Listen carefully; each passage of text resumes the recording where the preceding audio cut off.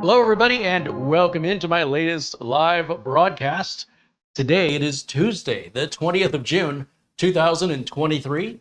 My name is Kerry Holzman, and today I've got a review for you. Is it too exciting for a Tuesday? Well, this whole week's going to be exciting. I got all kinds of crazy stuff coming up, and next week too. So I don't know how we've made it already past the middle of June, but here we are. Minisforum sent me the UM790 Pro. It's their new Venus series line of gaming mini PCs, really. And these things at this level are pretty darn powerful.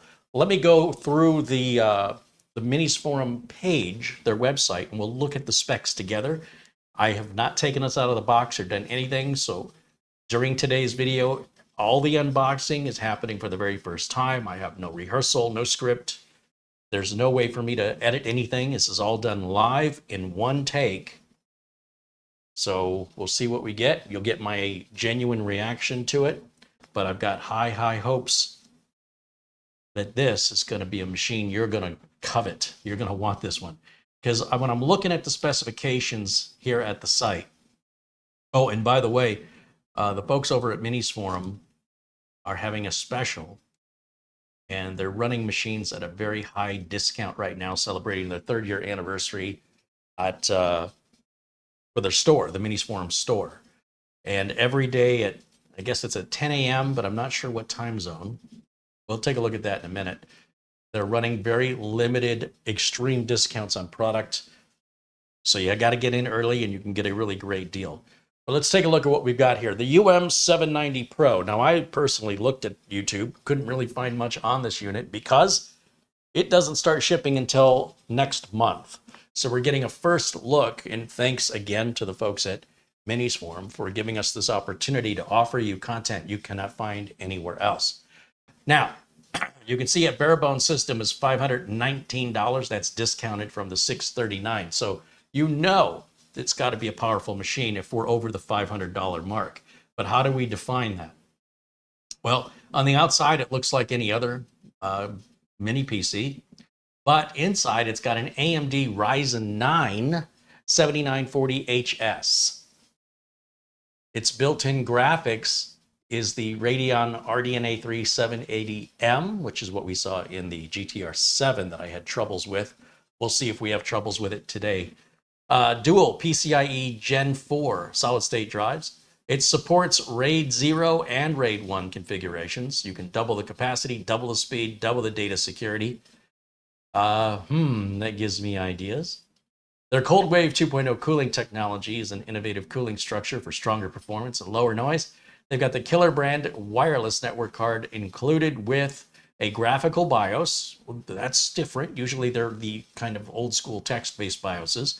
And dual 40 gig USB4 Type-C USB ports that have power delivery. So they can deliver power out of those ports.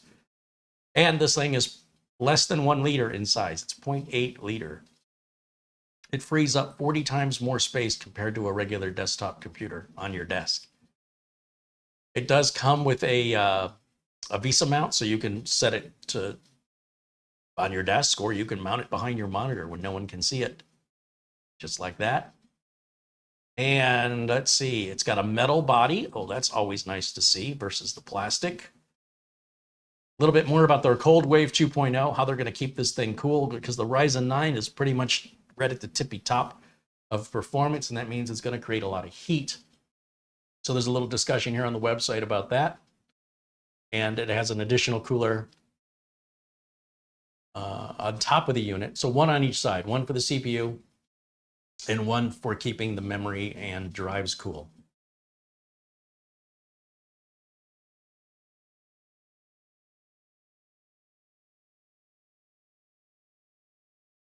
And yes, you can hook monitors up to those USB4 Type-C ports.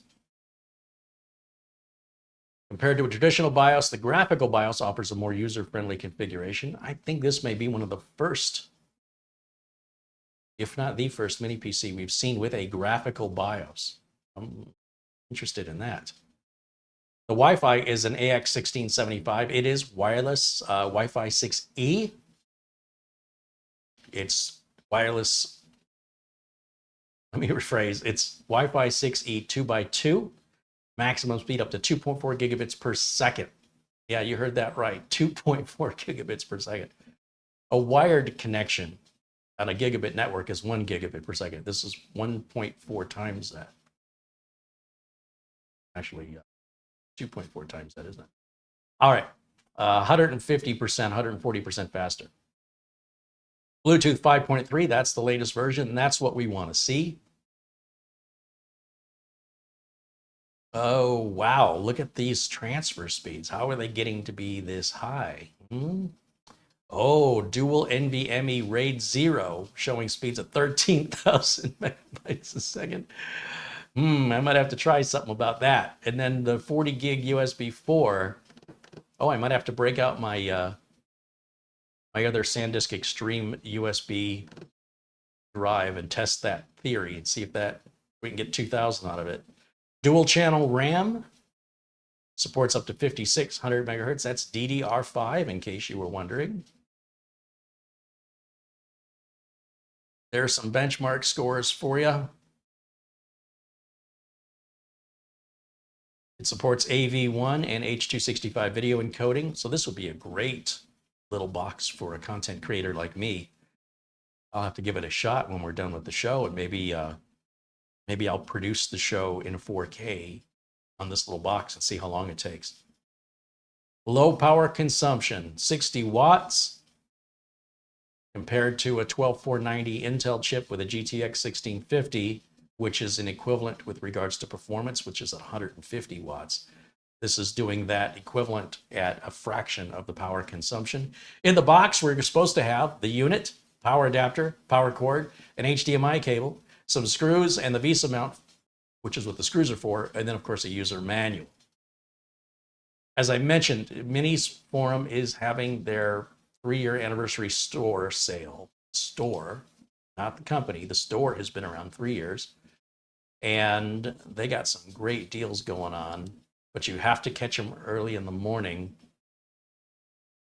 And they're going on from now until the end of the month. There is some crazy good deals, but you got to get here early. So if we look at, like this, I think is an i5 machine here. What does it say? Sold out. Flash sale that started on 6/20 has ended, but get ready because another round of exciting deals will begin tomorrow at 10 a.m. Okay, is that my time? I'm not sure. But if you want to save some money and get a quality mini PC, Minisforum are one of the best. They are a leader in mini PC manufacturing that the others strive to duplicate. So just so you know, that's where their standing is in regards of mini PC manufacturers, in my opinion. When it comes to owning a mini PC, my first choice is Minisforum. Absolutely. I would say the 3 big manufacturers in this space, when you're looking at the Asian manufacturers versus the manufacturers here in the US like ASUS and Intel, there's some big manufacturers. Minisforum leads the way, and I would put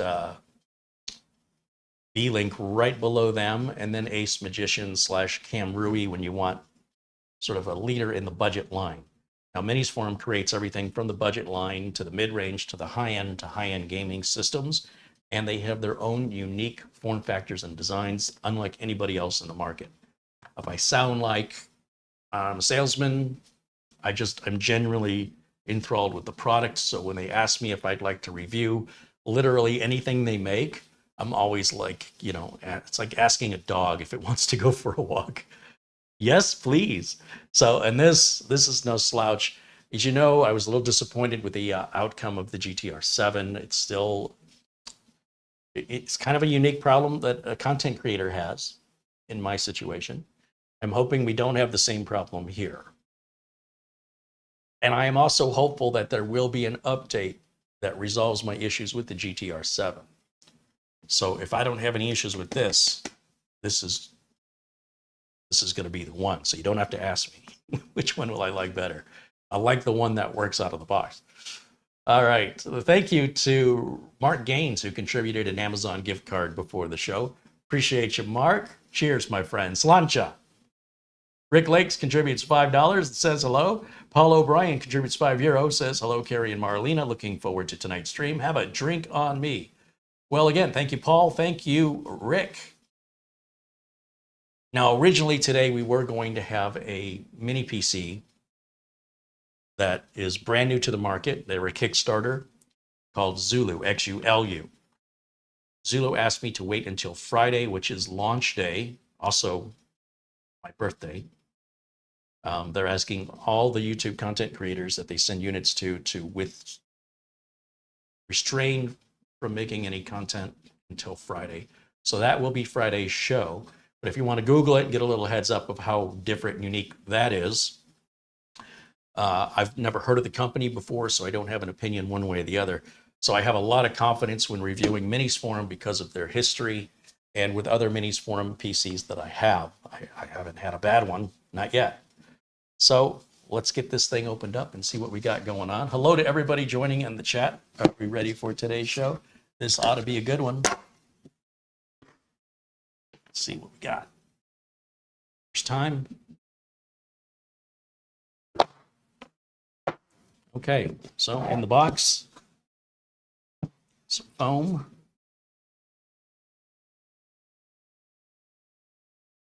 The slow boot time may be caused by an unexpected reboot, a BIOS reset, RAM replacement, or SSD replacement. In general, boot time will resume normal after one normal reboot. Yeah, we all know that the first boot take a while. Okay, here's how they package it. Yes, what do we pull a tab? Pull this down this way. Slide that out. Oh, that's definitely metal. It's got some weight to it. Holy cow. Let me walk it over to the camera. We'll take a close-up look. All right. Here's the front. And as you can see, we've got our reset button, that little symbol. Kind of looks like headphones, but it's actually a little arrow looping around. And that's a recessed button you'd use like an unfolded paper clip to reset the BIOS if you were overclocking or something on. I wouldn't, but to each his own. Next to that is just a standard, it looks like a reset button right there, also recessed. Then our power button, and then our two USB4 ports. And then we have a headset jack, which you can use for a microphone, headphones, or a combo headset. Nothing on this side, nothing on that side. Coming around to the back, well, we've got that all filled up, don't we? We've got our barrel connector, two HDMI outs. We've got our 2.5 gig LAN and four USB, what are those, 3.2s? On the bottom, once again, Minisforum is covering up the screws with sticky rubber feet, which I'm not a fan of. I wish the screws were exposed because we are going to open this up and look inside of it. I like how it's got a little arrow. When you take the back off, it shows you which way to put it back on. This does not have the pull tab.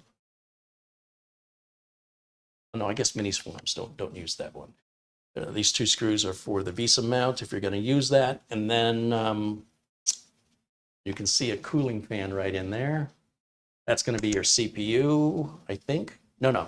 That's going to be your storage and your RAM here. And then there'll be a fan right up at the top here where your CPU is. All right. We're off to the races, folks. This is looking good. Looking good. It's a standard form factor size. And let's see what else we have in the box. Inside of the box, I've got a power adapter. Oh, Minisforum. Thank you so much. They're using a standard PC power cord. So I've got tons of those laying around, so I won't need to use the included one. They got an HDMI cable in here. The VESA mount and screws are here. And they've given us two extra rubber feet. Shouldn't there be four? Well, I suppose they do this because if you take the rubber foot off to get inside of it, and for some reason you can't stick it back on, you got a couple of fresh ones there. All the more reason they should not be covering up the screws with the rubber feet. I think they could drill a little, not drill, you could mold the rubber feet with a hole off to the side where the screw is, and that way you wouldn't have to take the little rubber foot off. It's fine if you're only going to open the machine up once, but if you open it up a couple of times a year, you're going to have a hard time getting those rubber feet to stay on, at least not without using, getting creative with, I don't know, hot melt glue or your own glue. Let's plug this in. We'll get it all hooked up. We'll fire it up for the first time and see how it is out of the box setting it up. So we're going to leave the internet unplugged during first time setup. I'm going to use my standard PC power cord. Again, big thank you to Minisforum for sticking with a standard here that's very common and nobody should have any problems finding one. We'll plug our capture card into either of the HDMI ports. And then I need a keyboard and a mouse, which I have right over here. It's my keyboard and mouse dongle. All the Type A ports are in the back. There's no Type A ports up front. It'd be kind of nice if there was one Type A port up front, but not a deal breaker for me. Okay. Are we ready for this? I'm going to turn it on. It's the power button right there. Oh, okay. So next to this that's not a reset. That's an LED. I think the reset is over here. Maybe there's another pinhole. I'm not sure what that is. We'll dive in deeper on that. Let me switch over to the HDMI input so we can get an idea of what's going on right now. Uh-oh. Uh-oh. Okay. So as you recall, we had a problem with the D-Link GTR7 in that the screen gets squished and cut in half with this specific chipset, and it does appear to be a driver issue. And this is something that I'm sure it has to come from AMD, the fix. Yeah, that is not good. We've seen this before, and my fix, let me go back over here for a second. This is a tricky thing to talk about because most of you would never have this problem if you're plugging it directly into a monitor. But because I'm going into a capture card, every capture card I've tried, these things using the 780M Ryzen-based RDNA 3 graphics, it's sending a signal out in a funky way. And the way I got around this before was I used a completely different capture card, which I have over here. And this is just a USB-based Camlink 4K capture card. And even with this capture card, it'll still sometimes come up funky, but we can at least make it usable. Now, if I'm not plugging it into a capture card, if I'm just plugging it straight into the monitor, then the signal's fine. But this is clearly something that has to be addressed from AMD. And I don't know how long it's going to take for anybody to get AMD's attention about this. I'm not sure that anybody's complaining because as far as I know, I'm the only one on the internet exposing this. But, whatever. Let me plug this in back here. This will go right up there. And then I need an HDMI cable, don't I? That's probably going to help. Or do I just steal the HDMI cable we're using now? Which is, hold on a second, I think it's this one. Is it this one? These are live videos, so we'll see if I disconnect the wrong cable. That's it. Come on, unplug. Darn it. It's not that one.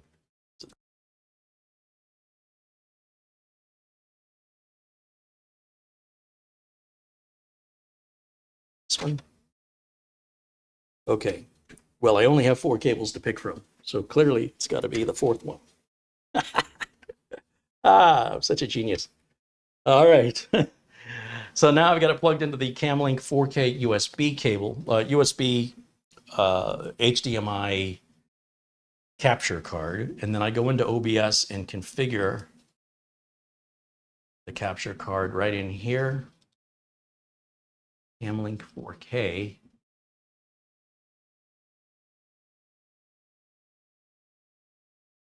Ooh.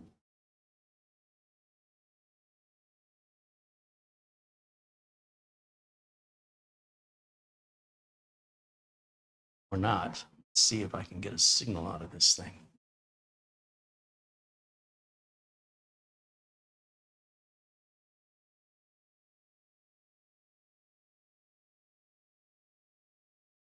No signal at all.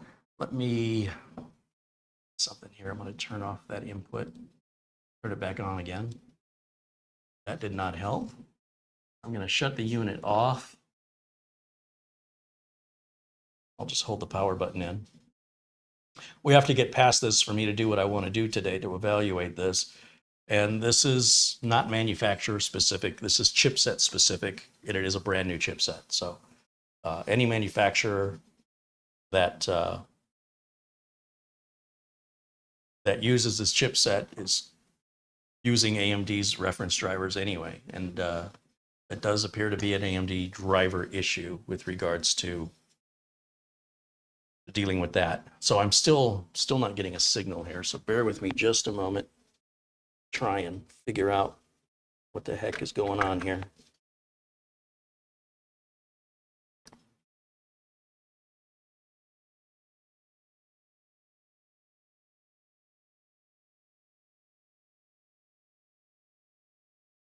Huh.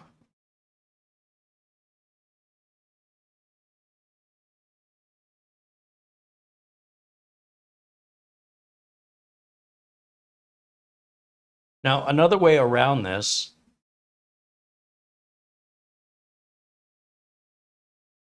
is we can hook up an external monitor and we can film it that way. But my preference is I like the straight through capture card. And I've never had this problem with any other PC ever. And it's just the teething of new technology. You know, you want to be first, you want to get in there early. And these are the kind of problems you can expect to have, unfortunately. Camlink is not being happy.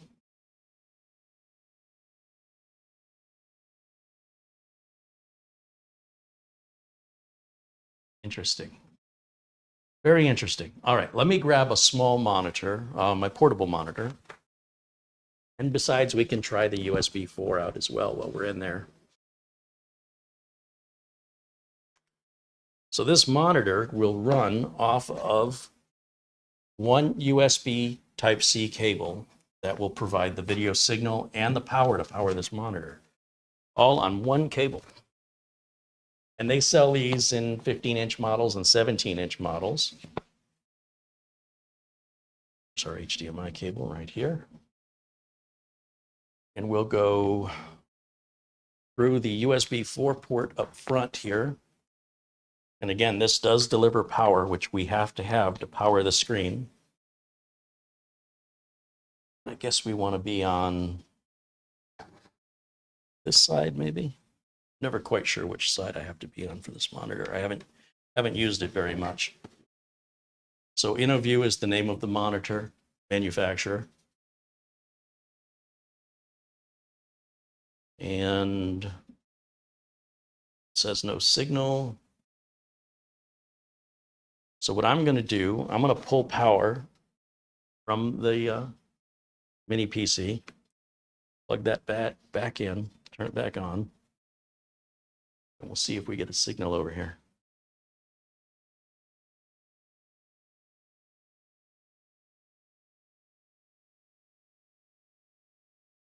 I'm leaving the other screen on just to see if that wakes up at all. So this says no signal. We're not getting any video output at all.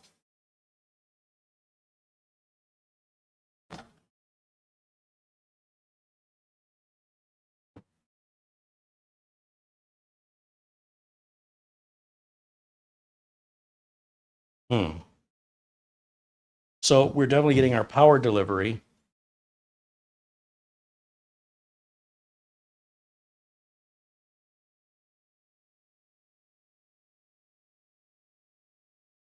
Interesting.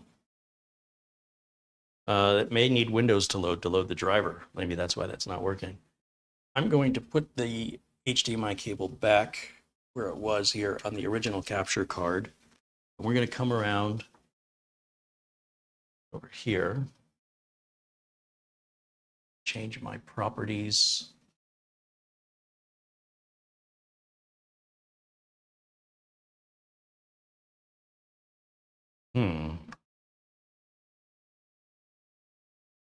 Should be more than just a blank screen.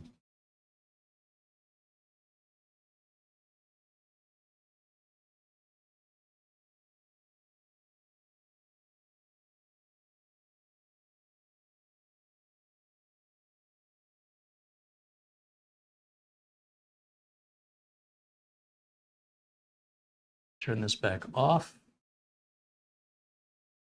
I have no idea where the power button is. I'm reaching for it like I'm familiar, like I've done it a million times. All right, so we get no signal, right? So that's how we can tell there's signal coming from the unit.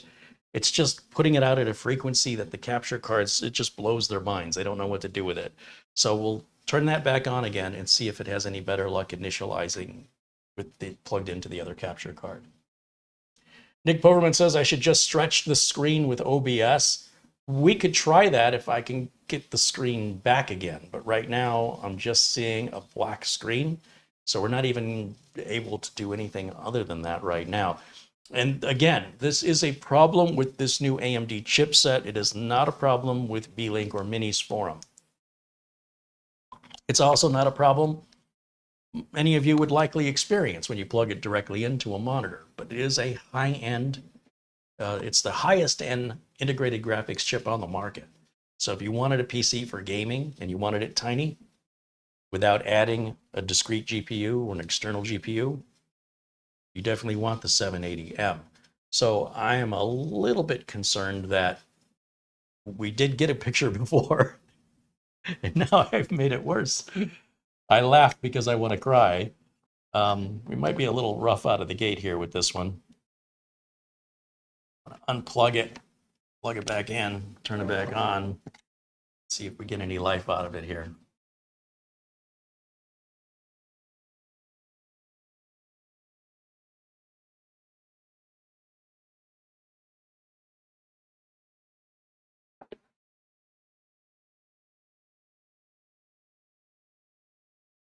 Well, the bottom is plastic, and when I squeeze the bottom, I can actually hit the fan and hear the fan grind against the bottom. It's a shame the bottom wasn't made of metal, because where the slats are at the bottom makes the plastic very flexible. So by picking up the machine and squeezing on it, it can make contact with that fan, and then you'll hear the grinding sound. Okay, so now it just says no signal at all. I've made it worse.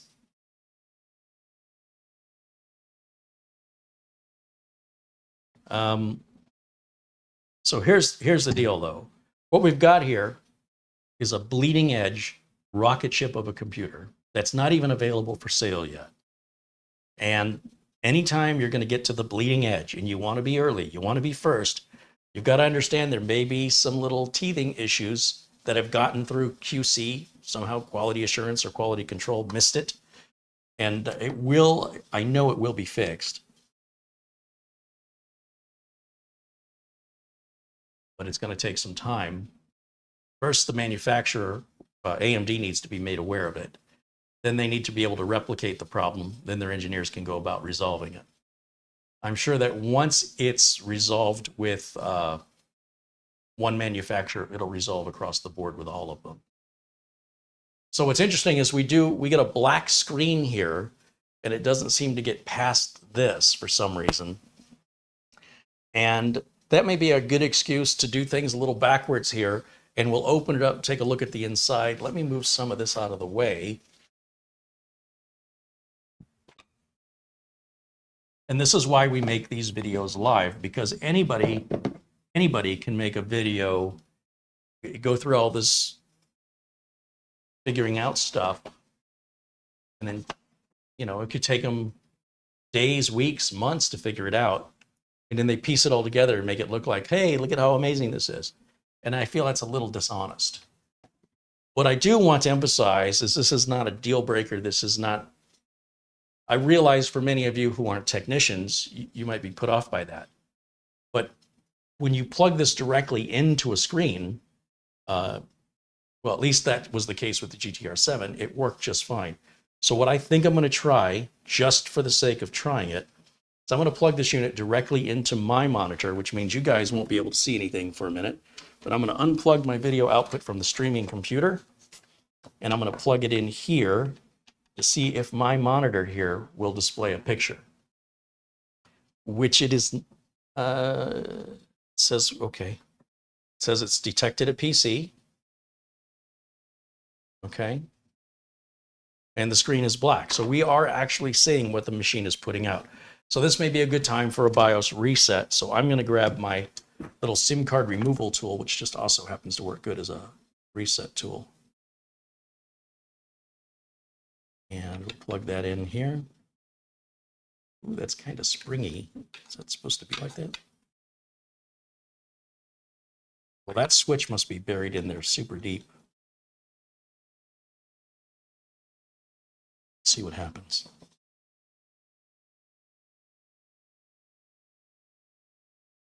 I've hit the reset on it.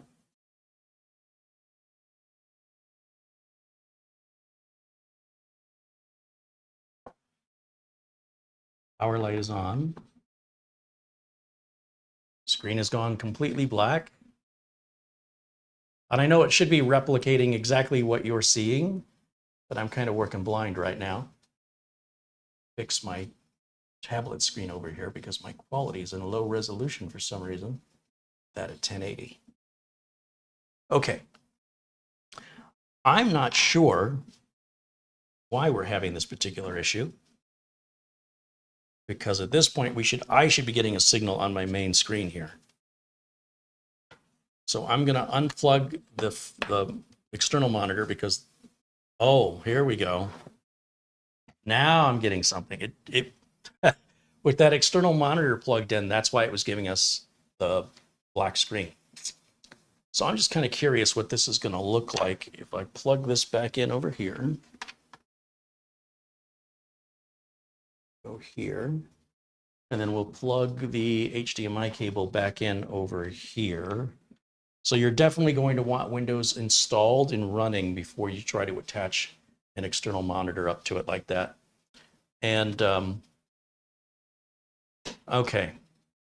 So can I stretch this screen? That's the question. I'm going to try the USB capture card one more time just to see if maybe it likes it any better now. Let's change our source over to Camlink 4K. Hey, see there, it works. Okay. So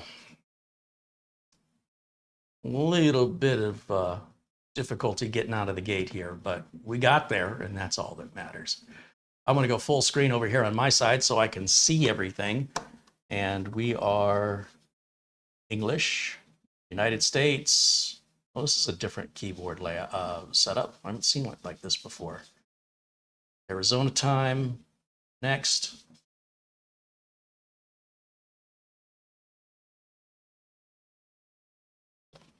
Yeah, I have not seen the setup go like this. There's a problem. Keep us from getting your PC. Make sure your PC's plugged in. Okay, click next. I'm gonna skip this step. I don't want it to force me to create an online account, so I always do not have the computer hooked up to the internet, wired or wireless, during the initial setup phase of Windows 11.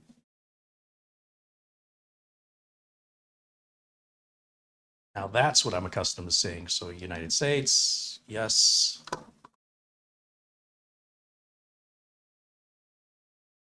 States, yes. US keyboard layout, secondary keyboard layout. Skip, I'm going to say I don't have internet.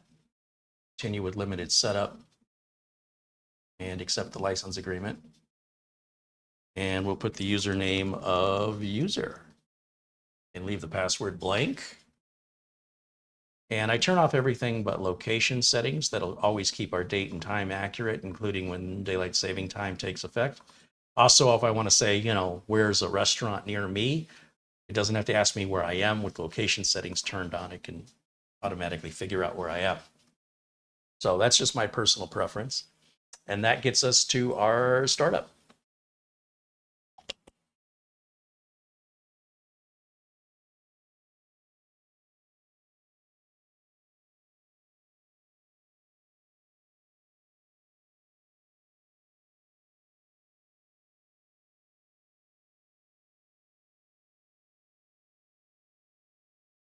See a lot of familiar names joining us in the chat.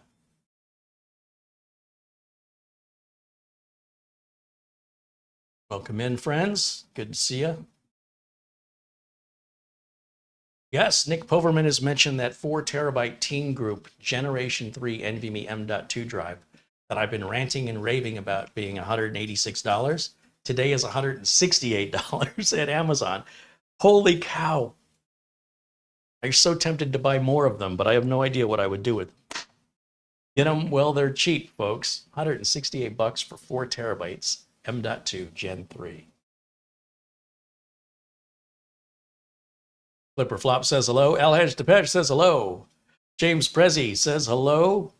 So does Sarge Tech, Paul O'Brien, Jeb, Nick Povermans, V Manor, Leslie Cavins, Log Home, and Doman 2000. John Williams and Patrick Rousseau saying hello, as does Martin Wolferts. Come on, if you're watching the show, pop into the chat. Let us know you're watching. Say hello. I'm going to step around and grab my Ethernet cable off of the floor, because that's where I keep all my cables. It's a very, very sophisticated system of cabling I have here. And we're going to plug that in right back here like this. And we should see that little globe down on the bottom right corner become a little computer screen down here once it gets the connection. And then we're going to go to Windows Update. Oh, that's annoying. Skip sign in for now. I don't know why that started. Accept a license agreement. For what? Okay, for Microsoft Excel. I don't know why Excel started. Weird. Let's close that out. And let's go to Windows Update. Here. And Windows Update. Download and install the cumulative. Okay, here we go, folks. Barry Klein says the Samsung 970 Pro, or 970 Evo Plus rather, is now $99. There was a $5 off coupon yesterday. That's right. Yeah, can you imagine that drive, that 2 terabyte Samsung 970 Evo for $95? Even at $99, that's a bargain. Okay, there's no way we can have all the updates. Come on. It's a brand new machine. It's got to be missing at least the updates from Tuesday. I got to give it to Minisforum for thankfully giving us an up-to-date operating system on the mini PC. We've received some here from lesser-known manufacturers that are still running last year's version of Windows 11, and they take quite a while to update. And if I go to my system properties here, we can verify the configuration of this unit. And we can see that it is the AMD Ryzen 9 7940HS with Radeon 780M graphics. 16 gigs of RAM is installed. That'll be dual channel, so 2 sticks of 8. It is Windows 11 Pro 22H2 that is installed. And if we take a look at the device manager, we can make sure that we don't have any missing device drivers. So we'll go to Device Manager, and everything is happy as it should be.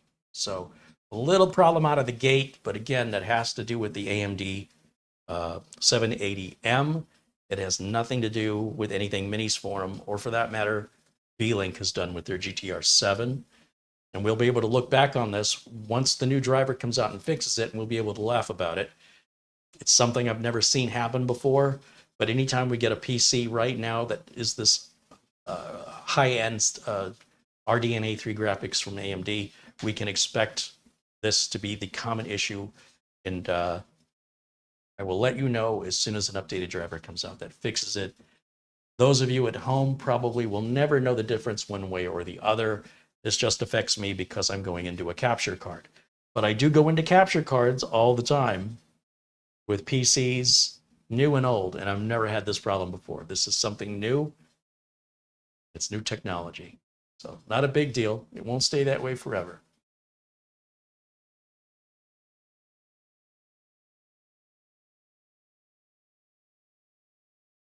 Michelle Cote says, carries on a roll with mini PCs lately.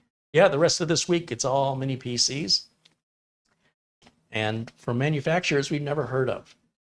Tomorrow, there'll be a mini PC from a manufacturer we've never heard of. Not here on the channel. We've never done one from this company before. Tomorrow. The day after that, another one from another company we've never done one from before. And then Friday, of course, the Zulu XR1, which is a brand new entry in the mini PC segment. But today we're focused on this Minisforum because if you are interested in a little PC that can game or as a content creator has the power to do video editing and photo editing, this little guy is the latest and greatest. Again, its closest competitor is going to be the GTR7 from B-Link, and that's physically a larger unit than this. And we'll run Crystal Disk Mark. We'll see what kind of storage we've got included here. You can buy this as a bare bones unit, so you can put in your own RAM and your own storage if you want to. These will be made available next month. Fred C. Dobbs says hello from Florida. Hey, Fred, welcome in. Dwayne Blackwelder says hello. Steve Miller says hello. Oystein joins us all the way from Norway. So Oystein made it possible for us to give away 2 of those Morphine M9 systems, and both David and Randy received their units on Sunday, and they couldn't be any happier. They absolutely wanted to give their sincere gratitude and thanks to everyone in the chat and to Oystein for making the giveaway possible. Gary Tatum says, put a couple of those 4 gig drives in RAID 0. Sounds cool. Well, here's the thing, Gary.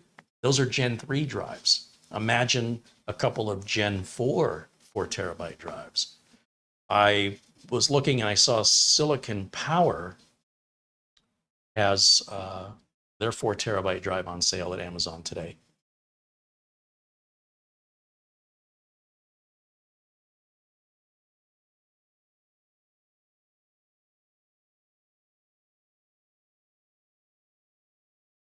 Garfield says, I have either taken leave of my senses, but this seems to be doing better than the other one.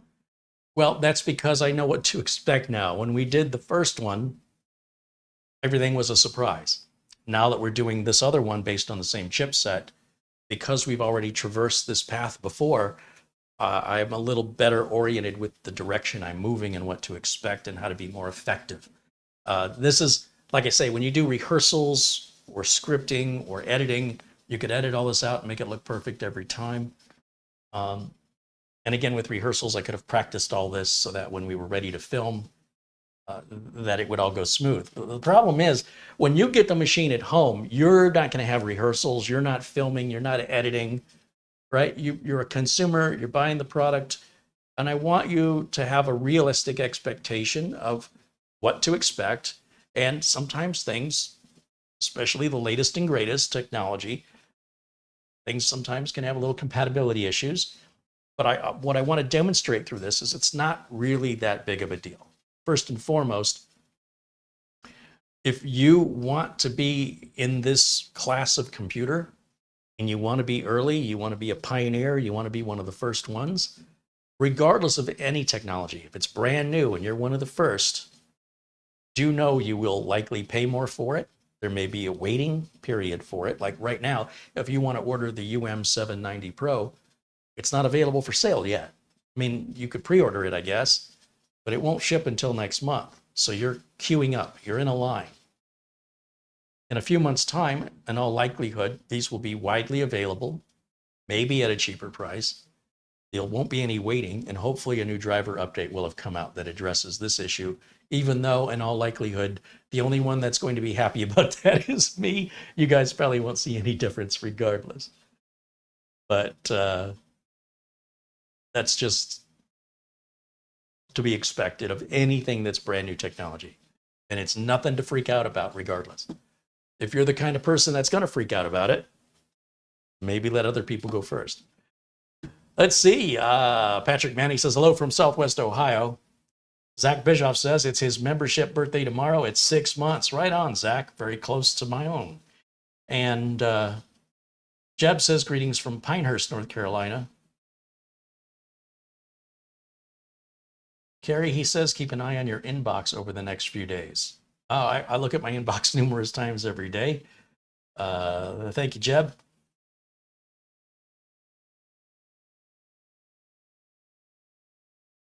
Ron Barnish says he's late again.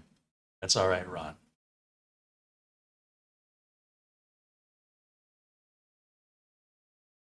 Dustin Fuller says, hello from Algonac, Michigan, my home state of Michigan.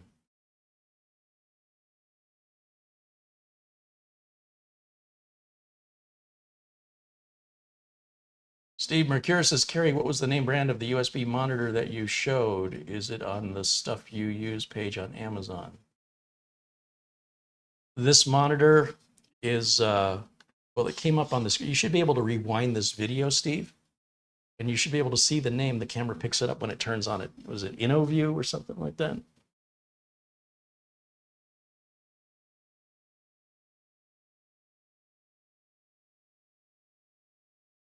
The capture card might need an update. No, I've tried 4 different capture cards, different manufacturers and different models.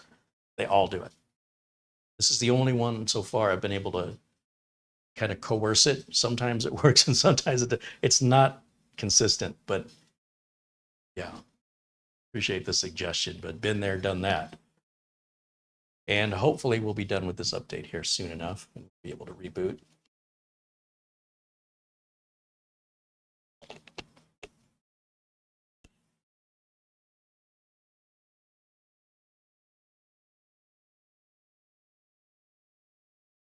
Tim Teal says the Feijing S880 2TB PCIe Gen 4 NVMe drive has a 10% coupon right now. That's right. It's had a 10% coupon for the last 2 weeks. And it's going to say 10 days, but I think it's closer to 2 weeks. So it's like $91. You click the coupon on Amazon, you get $9 and some odd change off. So it's like 81 bucks or whatever, which is what it was selling for before anyway. And I'm really liking those Beijing drives. They are fast. They're using name brand NAND and controllers. And they're fast. You know, look at Western Digital's version of like the SN850X, which is similar in performance. And look at the price difference.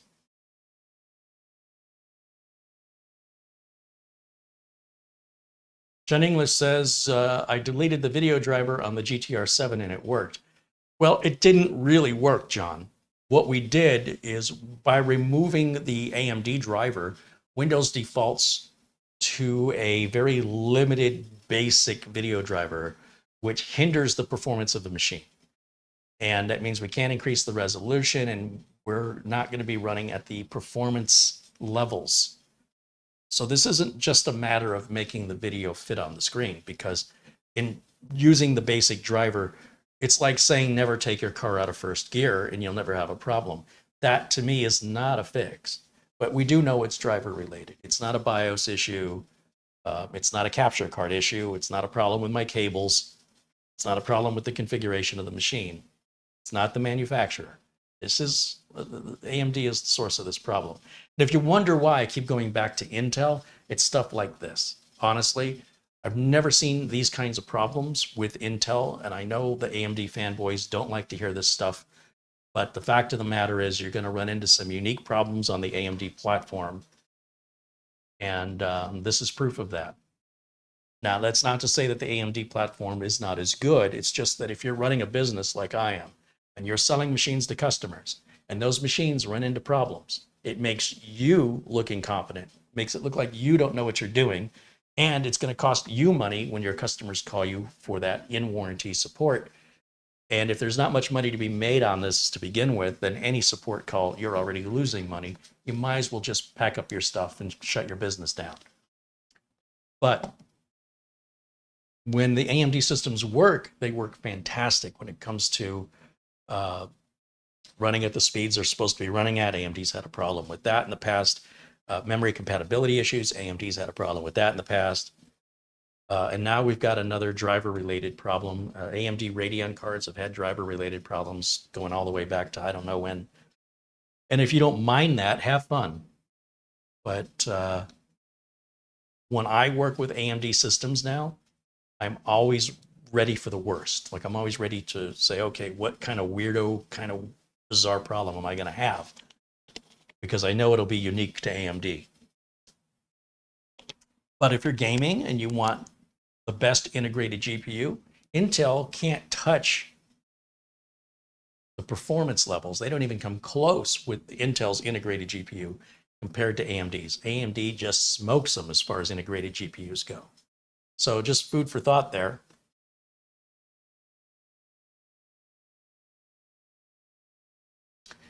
And what are we doing now?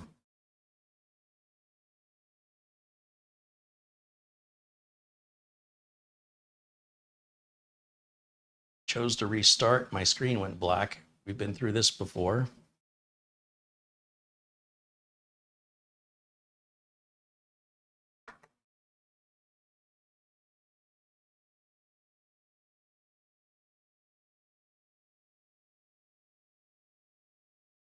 I'm going to just give this a minute in case it's installing updates. Bear with me just a minute, guys.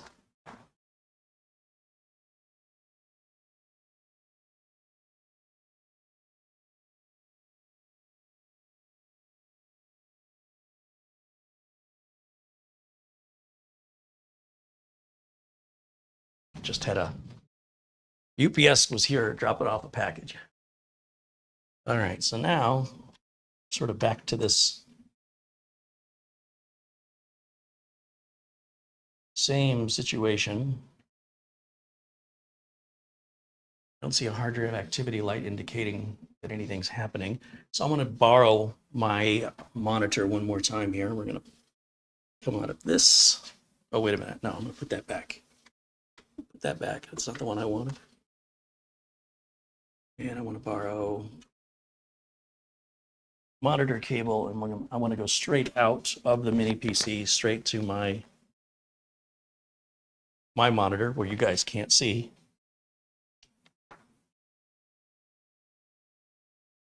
I want to see if it's going to give me a picture. Yeah, I am at the Windows desktop right now. That's interesting. That is just, this blows my mind. See, even with the other capture card, sometimes it just doesn't work.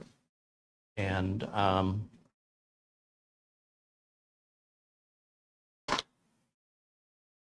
let me go back to Windows updates while we're waiting.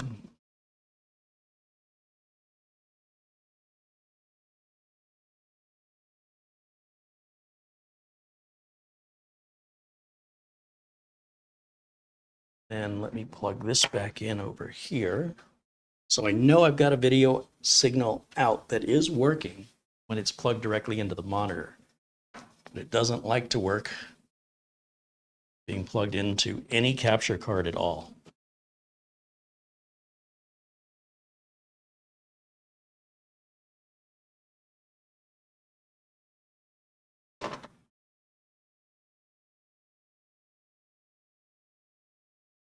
And I find that fascinating, positively fascinating.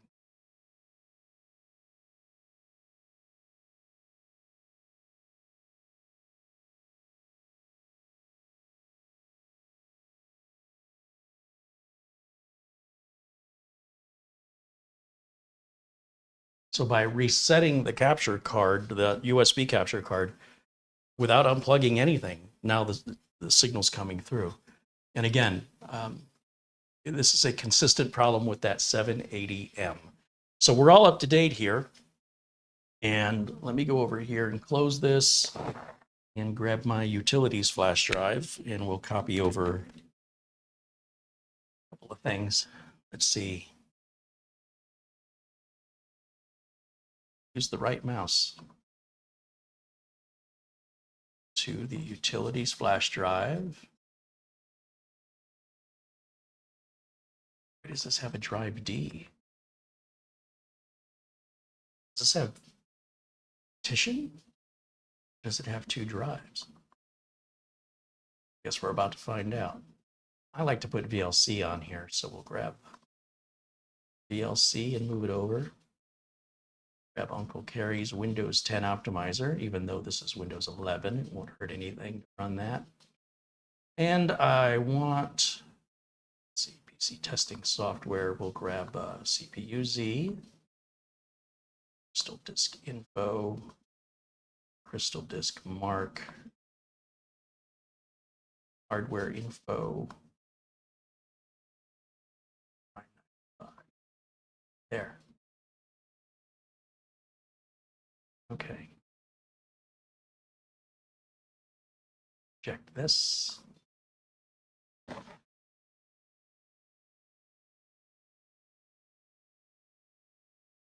See what Crystal Disk Info says about the storage, because I don't know what Minisforum is using, what brand.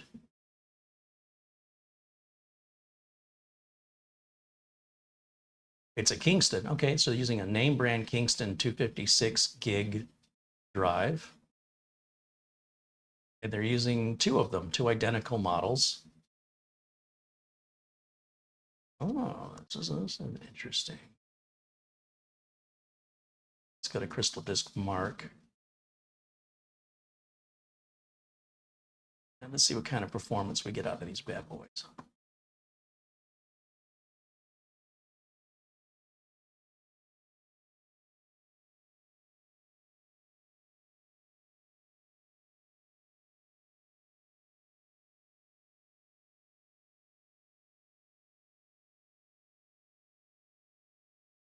Obviously, it's Gen 4, but it's a low-end Gen 4.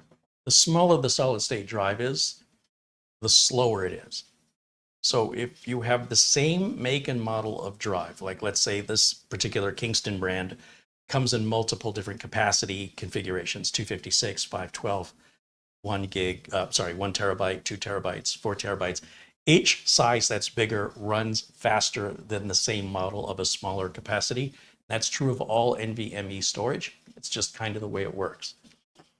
So we're going to open this up here shortly. In the meantime, I should be able to plug this monitor in now that we have Windows up and running, and we should get a video here on the screen. Yeah, the driver just loaded there. And just a minute, I think we'll get a display here. May have to, let's see, go full screen so I can see a little closer. Right click.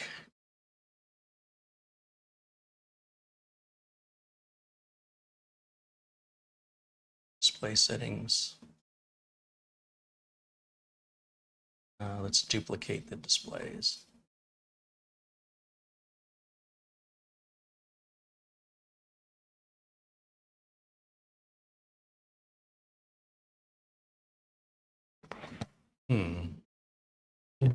A picture.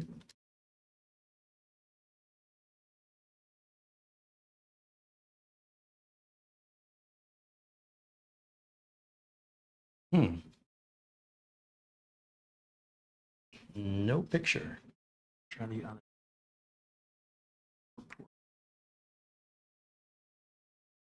Should be giving us a picture. Isn't. You can see the driver loads when you watch the video resize itself like that.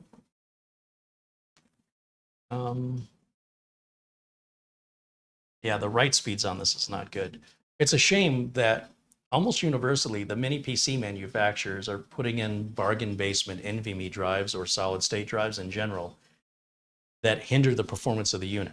So I can tell you right now, if we replace the NVMe drives in this, it'll run faster, even though it's pretty fast right now. These drives are holding the performance up of this unit, just so you know. So it might be best to get a bare bones unit if you're worried about that. You want to get the best performance out of it. Let's see, back over to display settings and see if I have to reset that again. Right click, display settings. Shows it's being outputted here. Identify monitor 1 and 2. Got nothing. It is not working. Well, it's all right. We're gonna keep the test moving forward. As long as we've got some video display, then we can march forward with the review no differently.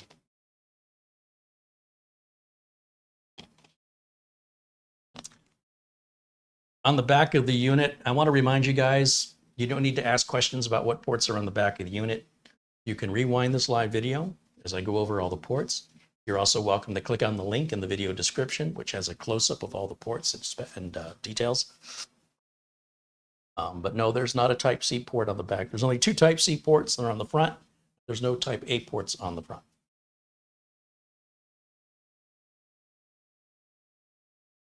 James Prezi wants to know, would we have to buy laptop RAM for the bare bones, or is it regular RAM? It's laptop RAM for sure. It's going to be SODIMM memory on all the minis universally. They are using laptop processors, laptop CPUs. These are not the kind of CPUs you can go to Amazon or Newegg and buy. These CPUs, just like a laptop, are the same as what's used in laptops. Hence, the RAM is the same as what's used in laptops. And any sort of built-in graphics is the same as what's used in laptops as well. Mm-hmm. You wouldn't want a desktop CPU in a mini environment because it'll consume more power and generate more heat. This is far more ideal for a mini PC scenario for all of those reasons. It's smaller, it's cheaper, it's easier to cool, it uses less power.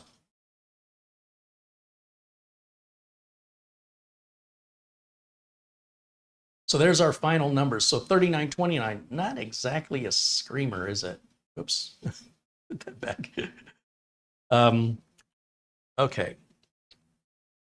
I think what I want to do now, I'm going to get this monitor out of here rather, because it's in my way. I want to open the mini PC up and take a look at the inside of it. And yeah, let's do that now. I'll just take this and place it over here. Hopefully I won't knock it over. And then let's bring this over here. And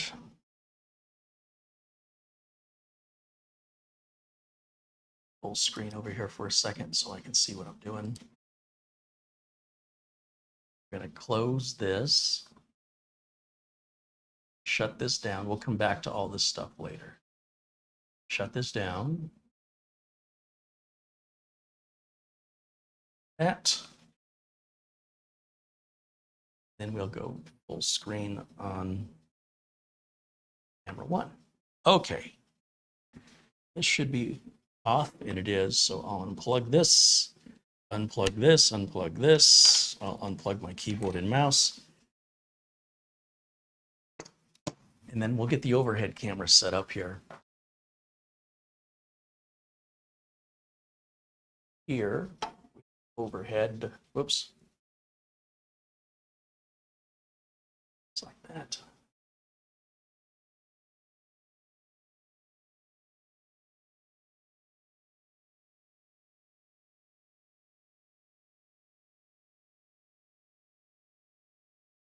Cable into it so we can see it. HDMI there.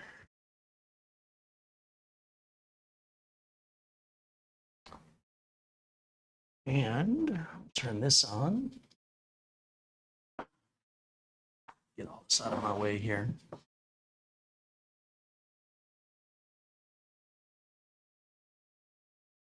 Let's go to close-up camera.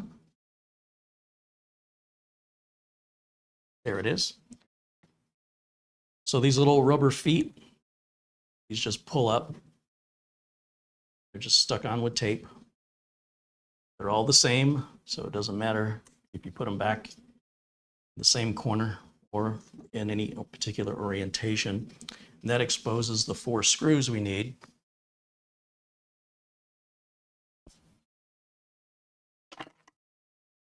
So let's see what this thing is made of, shall we? So we shall. Wow, that is a big screw. There's one. There's two.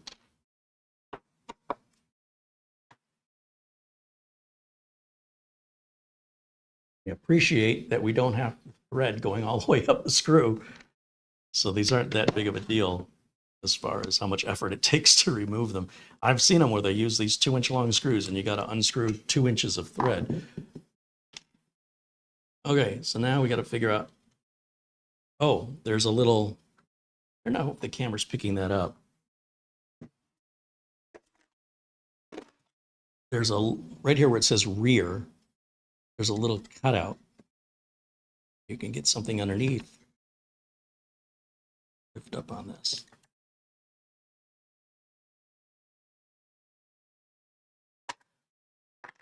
Be careful, there is a wire running to that cooling fan.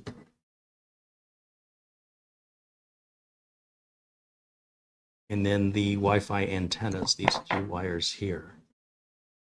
So now looking inside, we have our 2 NVMe Kingston drives here. We've got heatsink here for something. This is one of our RAM modules. A-Pacer is the name of the RAM. Let's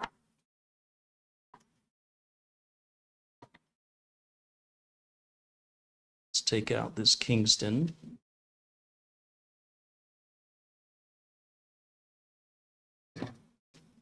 So that's what you get if you order it with this configuration. This is the Wi-Fi card here, which is fully upgradable. Let's take out the other one.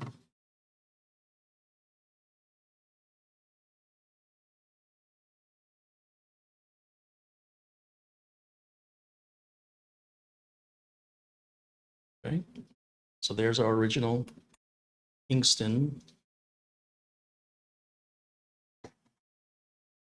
And there is, it's hard for me to show you this. I got to remove this fan power cable here. And you can see we have thermal tape that goes over the 2 NVMe drives. And that's a big heat sink right there to help dissipate the heat off of those drives. So what should we put in there? How about, I mean, let's go big or go home. Here's a couple of Western Digital blacks. Well, these have a heat sink on them already. You know what? That's not going to be, let's get one that doesn't already have a heat sink. Let me go back here and we'll grab, well, let's do those Beijing drives. Yeah, let's do that.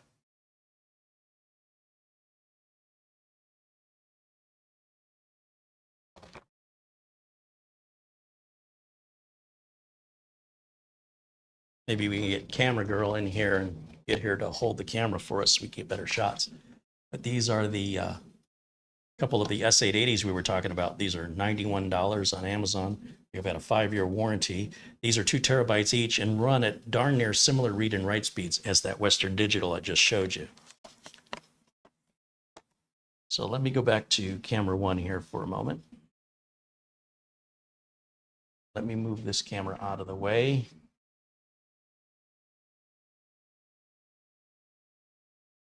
Bring this in. Oh, I got a foot stuck on my wrist. There's a foot on my wrist. Let's go over here. So confusing. Let's move it this way. Get it out of the shot.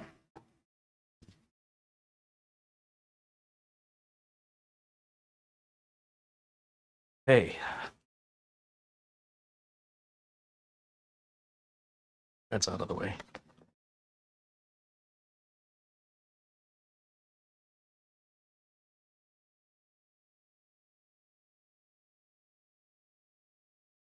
Pizza412 said, I wish I could afford this box. I truly love it. Hey, you know what? It's a great deal for the amount of processing power and graphics you're getting, especially if you're into gaming or content creation. So there's my OneDrive there.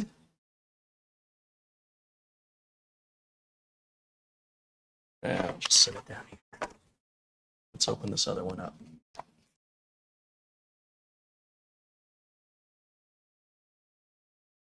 Brian wants to know if I see a time when desktop PCs are no longer available. No. That's only something a consumer would ask. Nobody in business would ever ask that question. And business is far out by consumers, probably 100 to 1. So for business needs, I don't think the desktop PC is going away anytime in my lifetime. I could be wrong. But for consumers, yeah, a lot of consumers can move to these now. They'll save you some money and save you some space too. All right, camera girl, are you ready to get to work? All right, come on over. She is. Hi. Hi.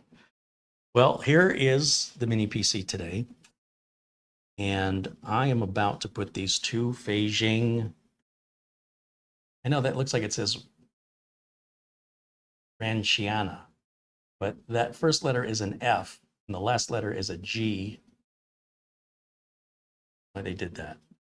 And these are both blank. There's no partition and no format in either one of them. And they're both 2 terabytes each. I want to configure these in a RAID 0 array. And let me get glasses back on so as I can see.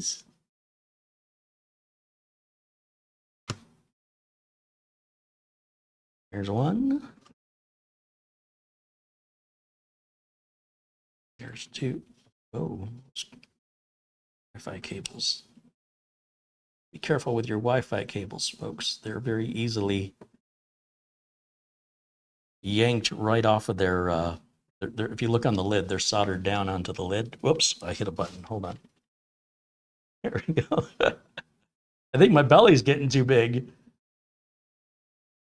Okay, and don't over tighten these screws here, guys. They're just there to secure the drive in position. It doesn't have to be watertight.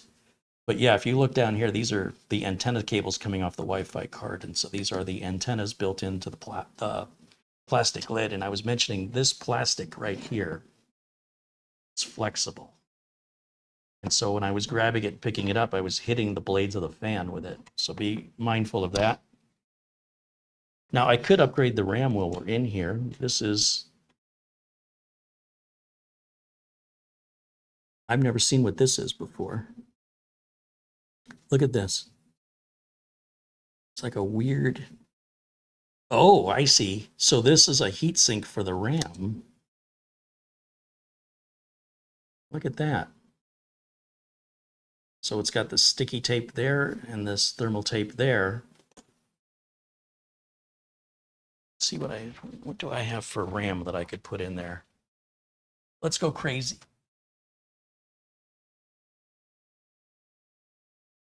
You know what? I've got a kit of 32 right here from Silicon Power, which I think will work fine. Oh, wait, this has got to be DDR5. Oh, DDR5. Do I have DDR5 in SODIMM?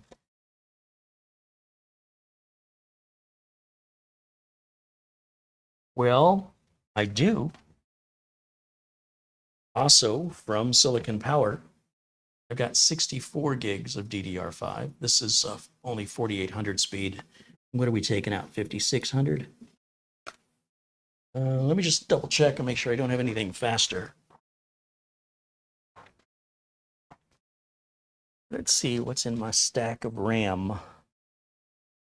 No, it's all 4800, 4800. Well, if you wanted to use this for gaming, you definitely want faster RAM. So I think what I'm going to do is I'm going to leave the RAM as is, given that the heatsink's already kind of stuck to it here. I'm going to put it back the way it was and get the RAID 0 set up first, and then I'll revisit this. You want to make sure that's fully seated, and then it locks down.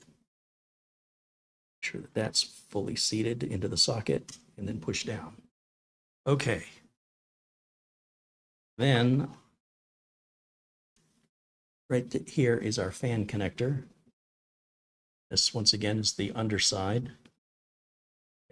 Wish they'd have given us a little bit more cable there, but I've had worse.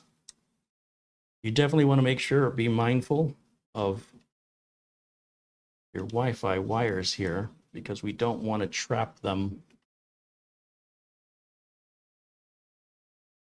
between the thermal tape. Oh.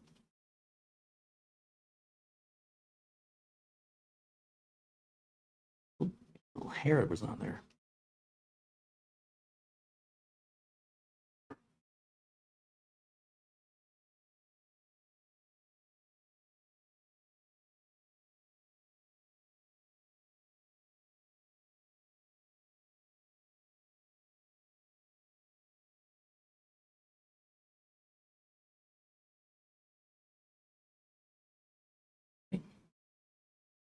This to the rear.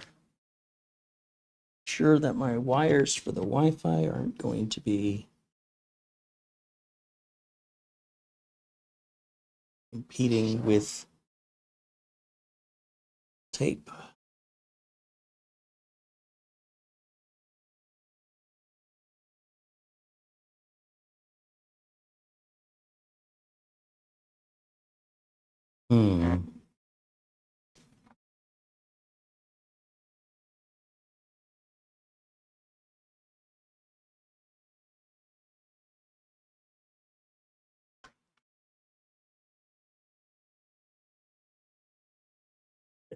With that fan plugged in, it doesn't give me a lot to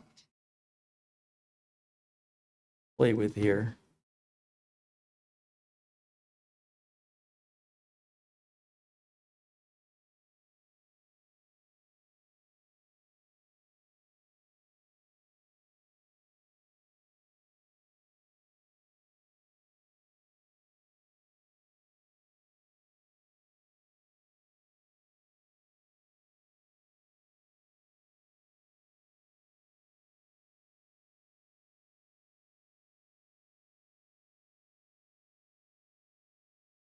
Got little clips, so I'm going to leave the screws out of it for now, because I might just open it back up when we're done here and add some more, or swap the RAM out rather. Wishful thinking, right? That this will go so smoothly that we're going to do that next. Stay positive. It can totally happen. Okay, so power can go back in. Keyboard and mouse can go back in. Then, let's see, I'm going to need a Windows 11 installation media. I'm going to leave the internet unplugged. Then we will plug in the HDMI cable. Camera girl's standing on it. Standing on it with the other foot now. Sorry. Okay. Let's plug that into either one of these ports back here. Okay. You ready? Hey. So hit the power button. Then we will go to HDMI input. Let's see if we get a screen here. I want to turn camera 1 back on. You can move out of the way. Thank you. You're welcome. Everybody gets to see your tattoos. Let me put this back up here. So now, in theory, this machine will boot to just the Windows installation media. However, I don't want to install Windows yet. I want to create the RAID array first. So I need to get into the BIOS. I'm going to do that without being able to see the screen. Maybe another little trick. So what I'm going to do, once again, I'm going to borrow my streaming computer's output that's direct to the monitor. It seems to get us out the gate, to get us where we need to be, and then I can plug it back in. Yeah, so we are at the Windows setup screen. And so what I'm going to do is I'm going to unplug the unit. Wait a second. Plug it back in. Then I'm going to hit the power button. Then I'll start pressing delete. It's probably delete.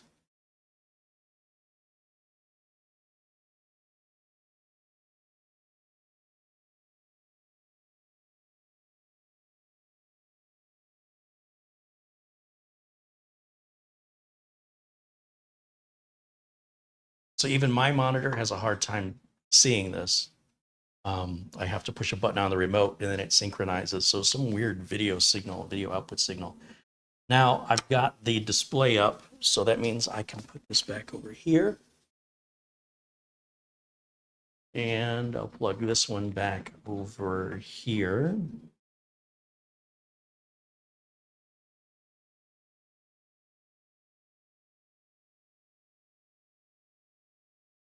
And then I go into my OBS software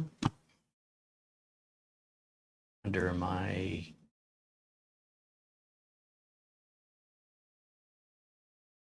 HDMI input properties, change it to literally anything else. Put it back to Camlink 4K. Yeah, it's really weird that that does the trick, but this is what the BIOS looks like. Let me turn off camera 1 so we can see the BIOS in full here. And our mouse does work in the BIOS. Under setup, BIOS version 1.0. I'd say that's new, huh?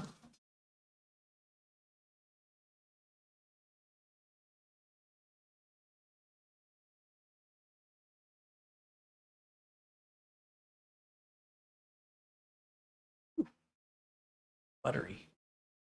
Memory frequency 5600, 16 gigs, processor speed 4 gigahertz. Under advanced. Maybe I should just use the keyboard. Maybe that'll make my life easier. Advanced. NVMe RAID mode. Let's go to that. Enabled.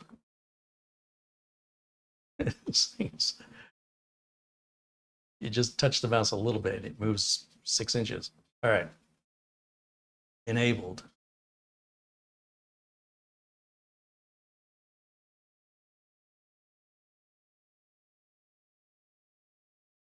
All fine. I don't think we need to change anything under security. We need to change anything under boot.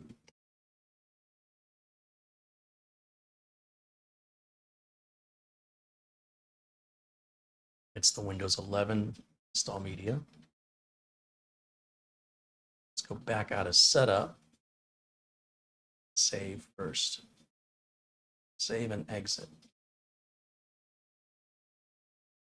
Okay.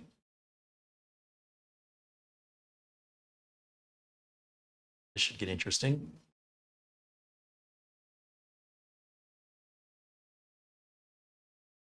You're probably going to need a RAID driver.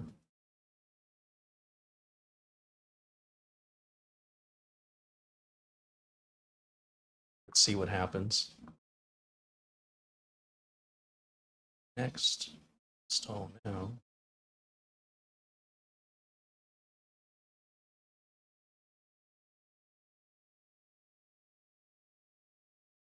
It's 11 Pro. Next.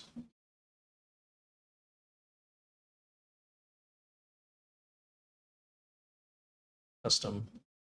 So it still sees 2 drives. All right, so we enabled the RAID configuration, but we haven't set up a RAID array yet. So I'm going to unplug power. I'm going to remove my Windows 11 media here for a second. I know the screen is dark here. Bear with me. You're not afraid of the dark, are you? We're going to boot it up one more time. We're going to go back into the BIOS. Now that we've saved it with RAID mode enabled, now the BIOS should have options for how we set up the RAID.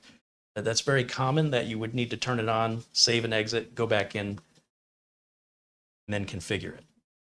So we've got UEFI shell, we've got boot options, EBS menu. This menu is, let's go back over to setup, and we'll go to advanced. Oops, advanced. Okay, so NVMe is in RAID. Okay, so now we have the RAID Expert 2 configuration utility.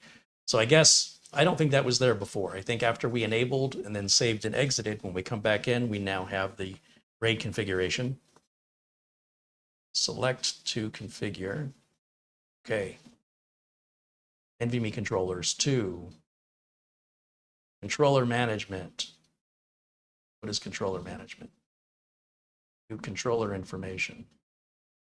I mean, that's just interesting, but nothing that we need. Array management. Manage array property. Well, manage array.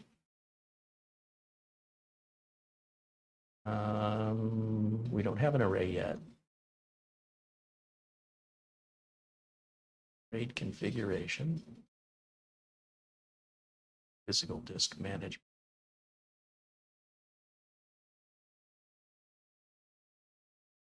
Select physical disk operations. Happening there.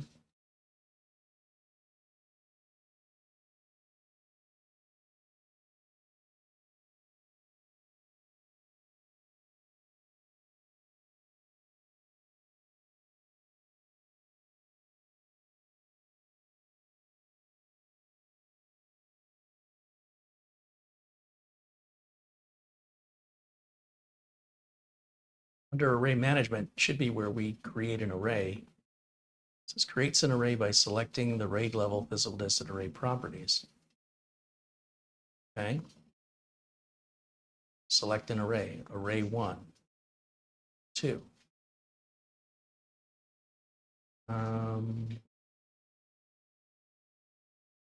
It's a little tricky. Let's delete any arrays. Check all. Delete the arrays. Sure. Confirm.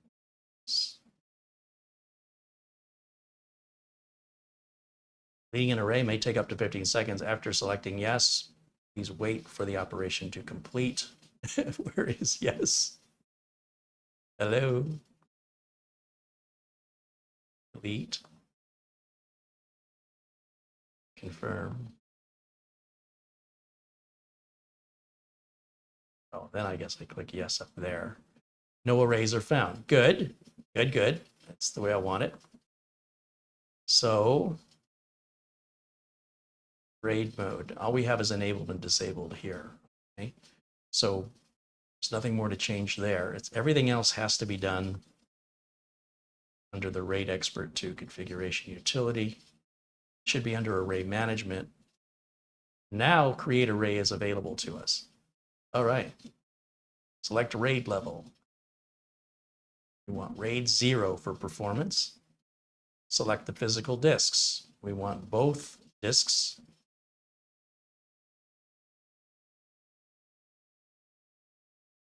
So check all. My changes. And it defaults the array size. 256K. Can't do 512.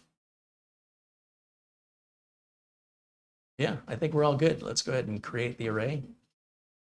I deal with very large files, so for me, I like a big cluster size.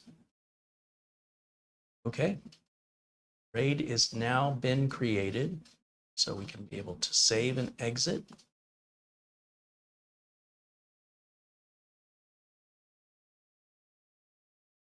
And I'm going to plug my Windows 11 boot media back in. And I suspect it's not going to see the RAID, but let's find out. Martin says booting from a hardware RAID, playing with fire, for sure. I don't recommend booting from a RAID drive because it can make any sort of repair of the operating system very difficult. But let's see what happens. I'm kind of curious if Windows will see the RAID array. I don't think it will without a driver. So let me just verify that now.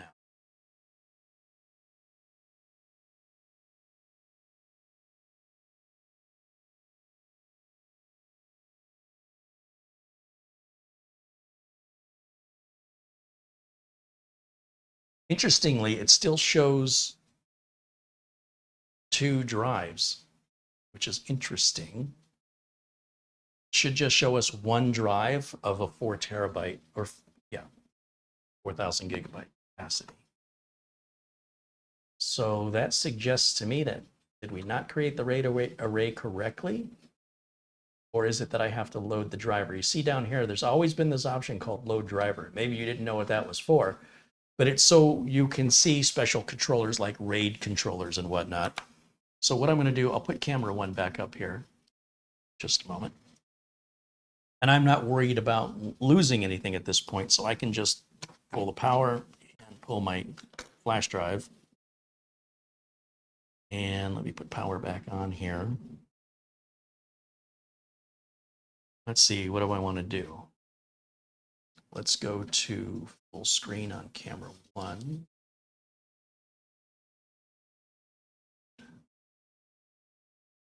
Minisforum UM790 Pro drivers.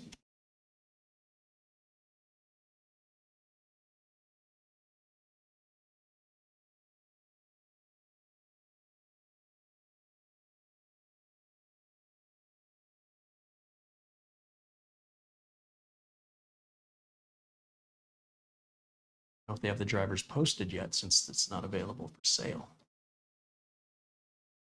Let's go to Minisforum support and see if it's in here. It's Venus series, right? It's the 690.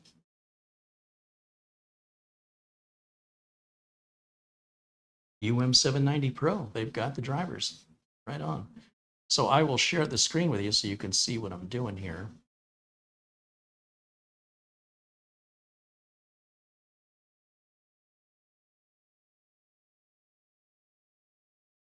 Here we go. There's our link up here. Specifications, let's go to downloads. Windows, it looks like, wow, that is a massive file here.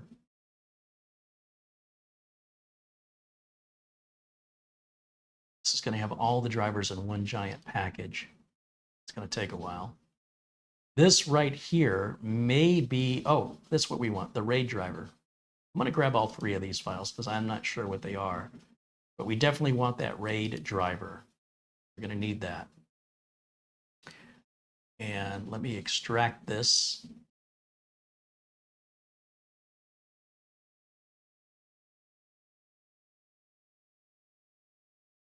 And it's for Windows 11.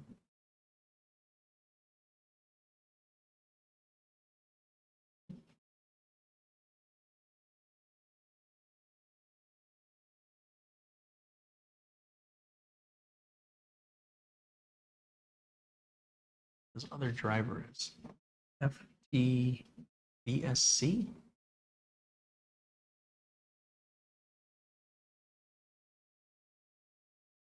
All right, we're going to have a few minutes of waiting while that takes place. In the meantime, I can copy that driver onto a flash drive because we're going to need that for our Windows install to see the RAID array. This ought to work just fine for that purpose.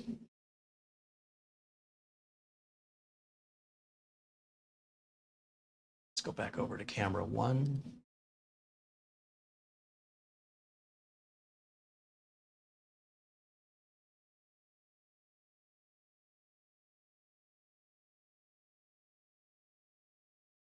Go to my downloads, RAID driver.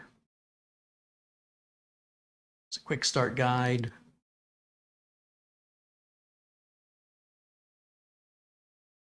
Guess we'll just take the whole RAID folder. and copy that onto this flash drive.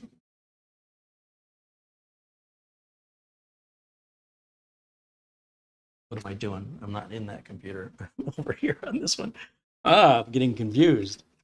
That never happens. All right, let me try that again.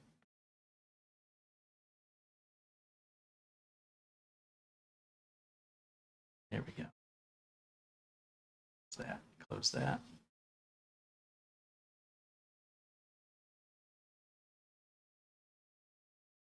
Now we have the RAID drivers right here. And while that's downloading,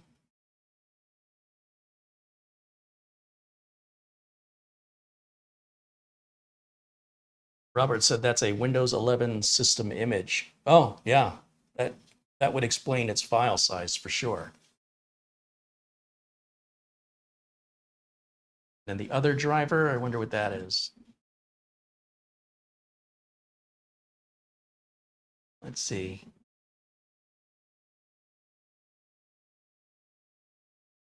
Still downloading. We're going to be downloading that for a little while.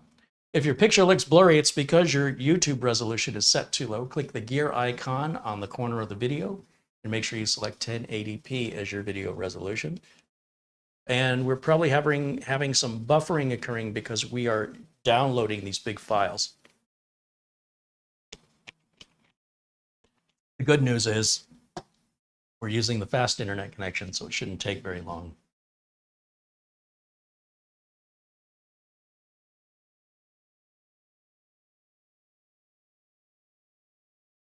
So hang in there. It'll buffer for a little bit.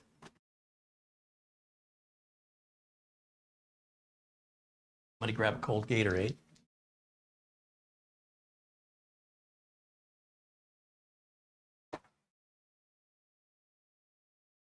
Let's see what the UPS man brought me. It's something from Newegg. Yeah, I saw that.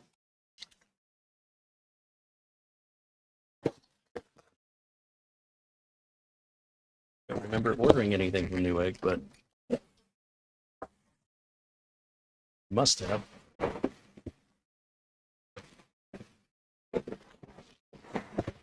Oh, it's a mini PC.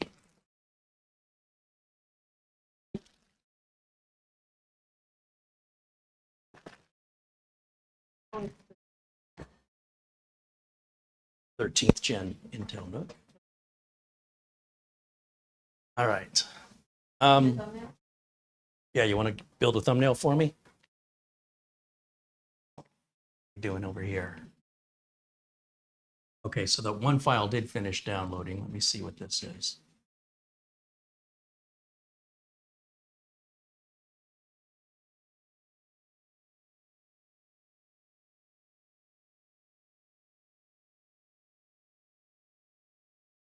These are the drivers. Okay. And then the other one is the system image. So I'm going to cancel that one because that's going to take quite a while to download. We shouldn't need that one during today's video. And then that'll prevent the, that'll cure the buffering issue because we're using a lot of bandwidth uploading and downloading heavy content simultaneously is affecting the broadcast. So we'll procrastinate that for later.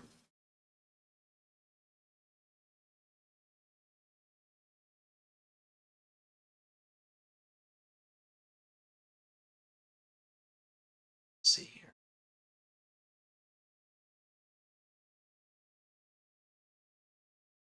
My page.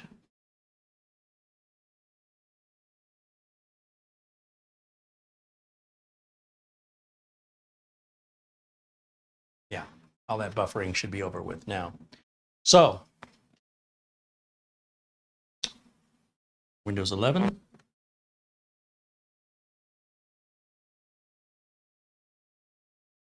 And the RAID drivers.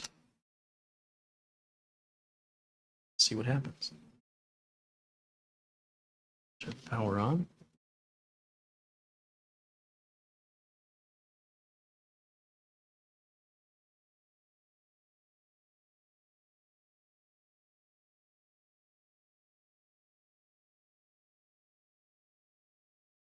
HDMI input.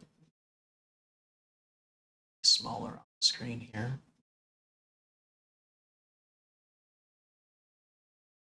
And I'm going to, oh no, I'll wait. Let me do this first.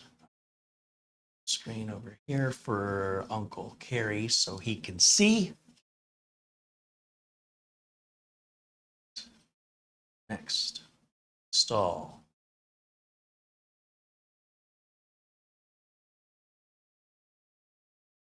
Don't have product key. It's 11 Pro. Accept the license agreement. Custom. Okay, now let me plug in the flash drive that I just copied the RAID drivers over to. And I'm going to say load driver. Browse.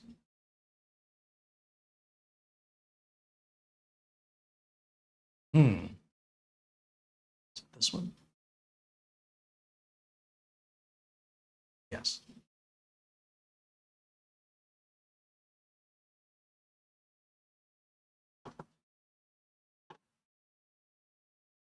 Browse.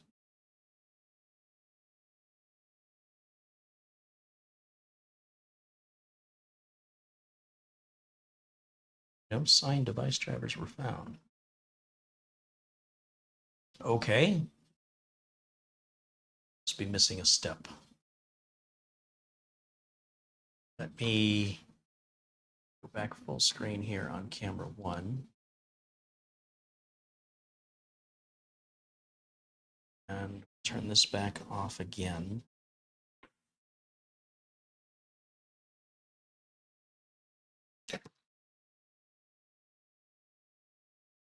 Bear with me for a second. I want to copy the drivers folder over that I downloaded here onto this flash drive. So we keep all the drivers for this UM790 together on this one flash drive. So that's in my downloads. Copy that. Paste it in here. And while we're waiting,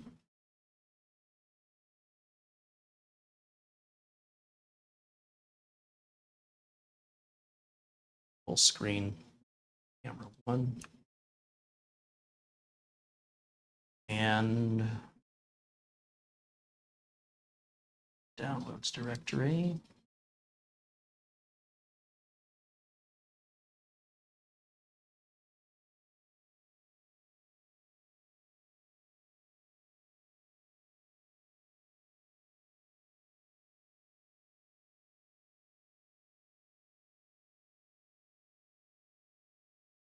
NVMe or quick start guide.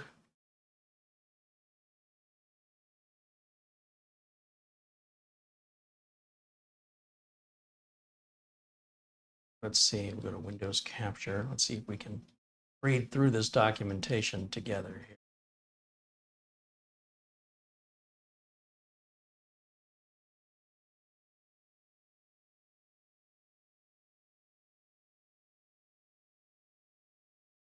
Hang on, I'm just about there. There it is.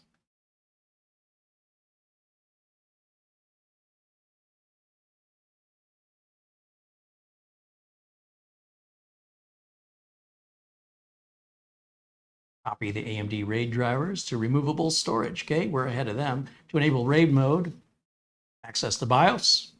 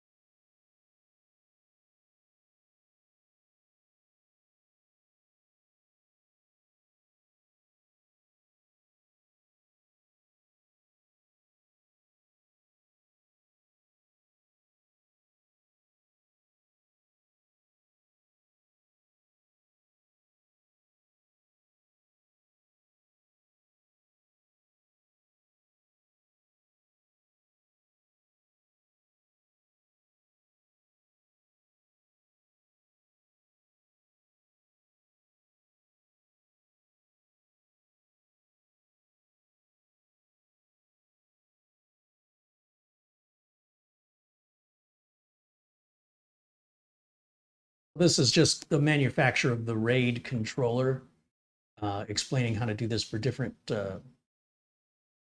chipsets that their controller might be used on.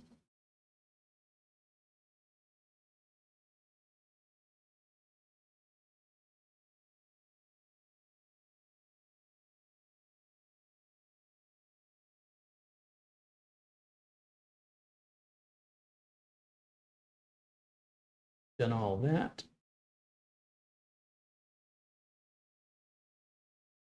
Don't need to do any of that.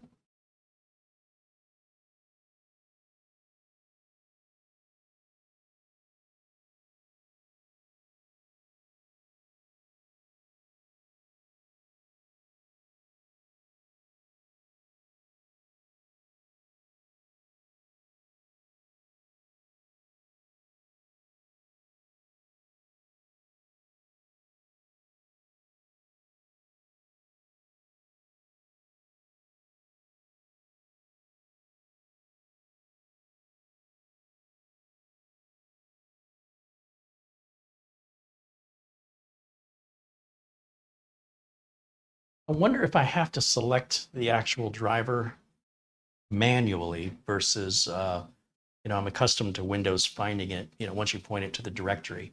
So that may be the step I missed. So let me plug this mini PC back in. Let's turn it back on and we'll start the Windows 11 install one more time. And is that back over to camera 1. There we are.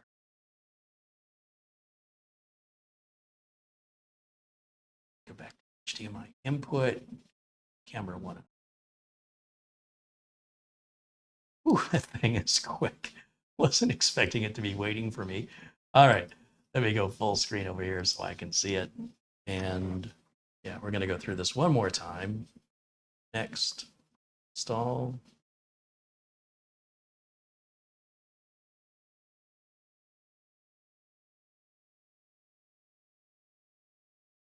Product key. Pro. Next. Accept the license agreement. Next. Custom. Okay, now let me grab my flash drive that I put down somewhere.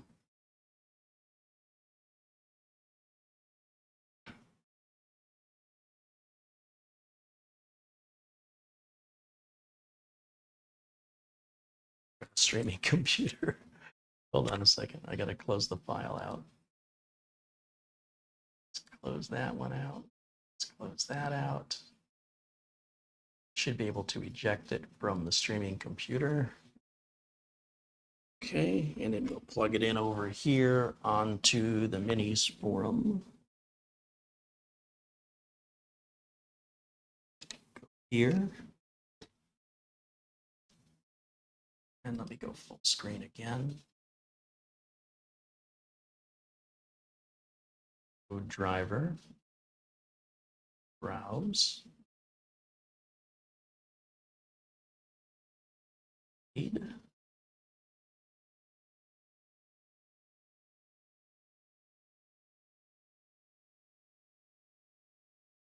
That's better. Yeah, so I have to pick it. So now it's going to load that driver and inject it into our Windows 11 setup. And in theory, when it comes back, I hope it will see. Don't see anything yet. So let's load another driver. Browse, and let's do the next one. RAID driver, Windows 11, 64, be me. That one, click OK. And now the third one, browse, USB drive, RAID driver, 64, ME.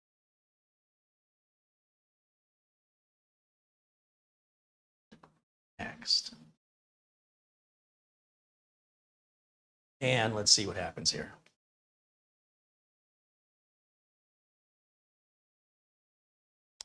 There it is. So now instead of seeing 2 drives, we have both drives combined into what Windows sees as one large 4 terabyte drive. And we can continue our Windows 11 install the same way we go. Everything's the same from this point forward. That wasn't too bad. I just didn't realize I had to manually select the drivers. I thought pointing it into the directory would search, but that's when you're in Windows and you're like trying to load drivers in your device manager, you need only point it to the master parent directory. But here during setup, you have to be quite precise.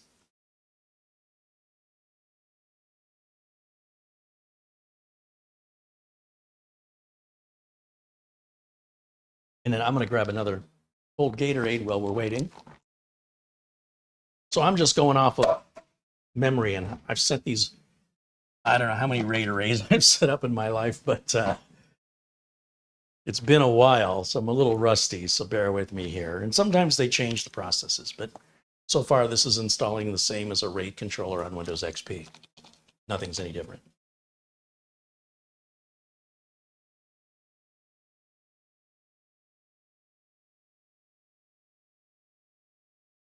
Now, when it reboots, in theory, it should boot from the internal RAID drive. And to ensure that it does, I can unplug these flash drives, and we'll just keep them right over there. We'll keep them handy in case we need them again.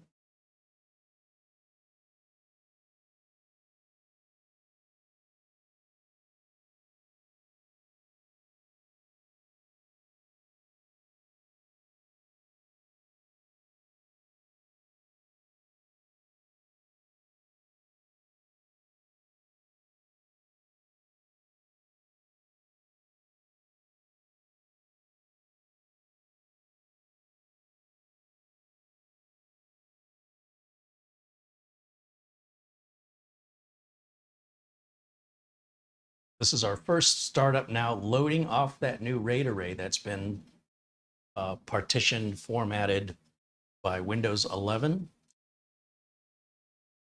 With the circle going around, the little toilet bowl flushing is what I think it looks like. That tells us it's loading the configuration from the local array now.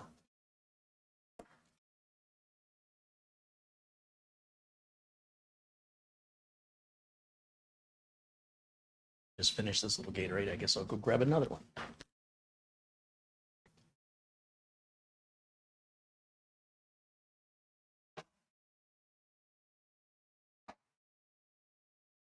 All right, we're getting there.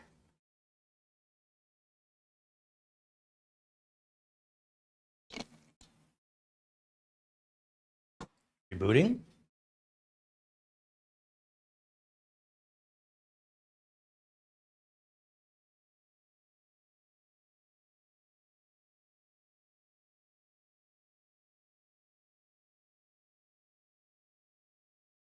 Look at that.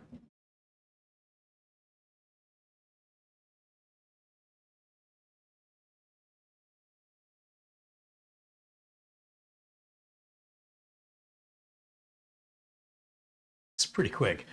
All right, United States. Yes. United States. Skip.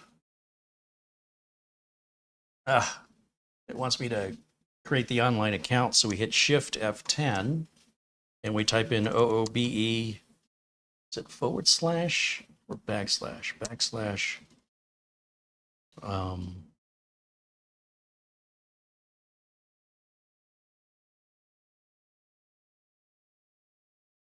Made a note of that command.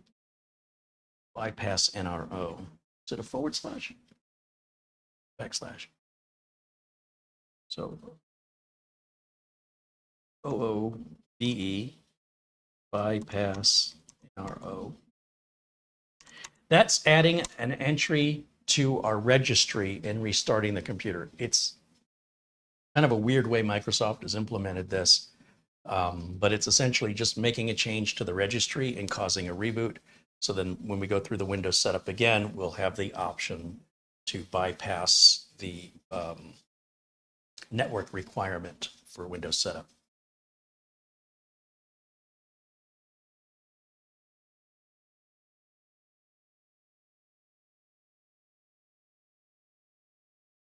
And so we're going to start that again. We're going to ask our language, region, etc.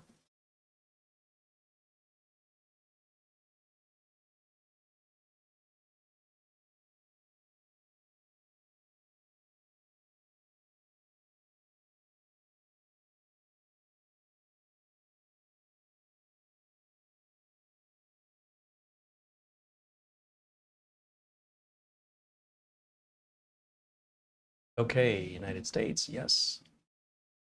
US, yes. Skip. I don't have internet. See, that option appears now. Continue with limited setup. Username of user, enter. Enter. You know what I do here. That location setting on.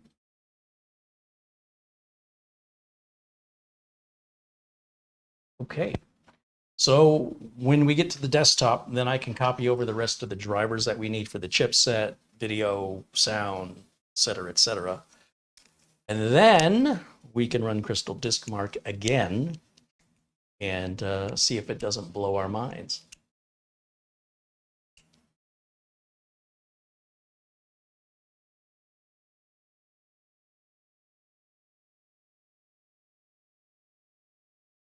Zvi says, try to see if AMD will suggest for new driver with the AMD driver auto detect tool. I've already tried that on the GTR 7.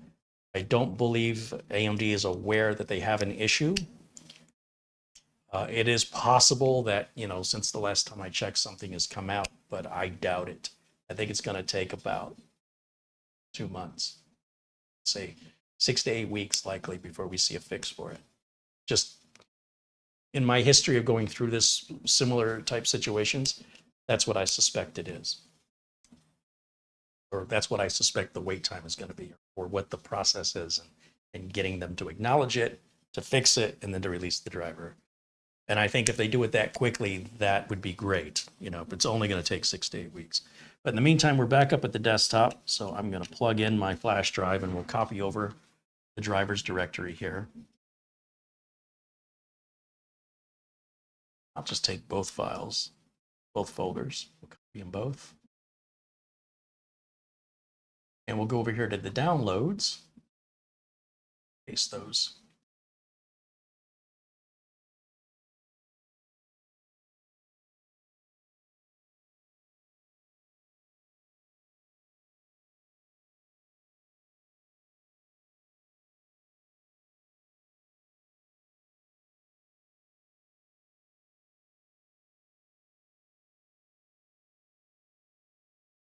Now, on a fresh, clean install of Windows 11 on a brand new build like this, we're likely going to have a lot of items that Windows does not know what they are that will be question marks in our device manager.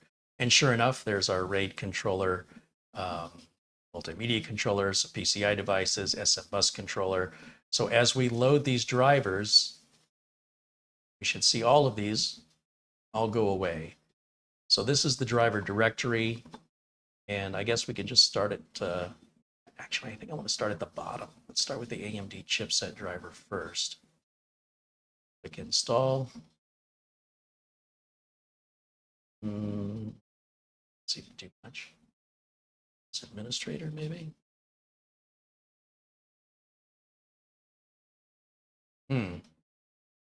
Yeah, it's doing something. Okay. And then let's go to AMD. Well, I'm going to save that one for last. Do tech audio, install package, administrator, yes.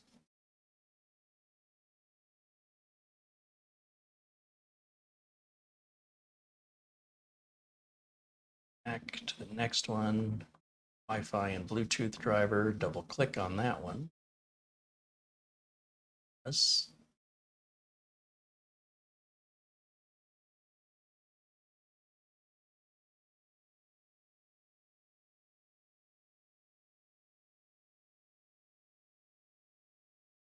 Next. 3, next, 8, install.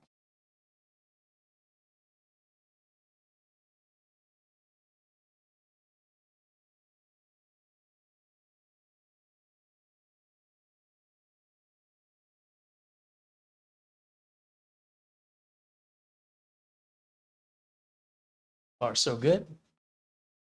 We're down to, looks like 3 items here in the device manager.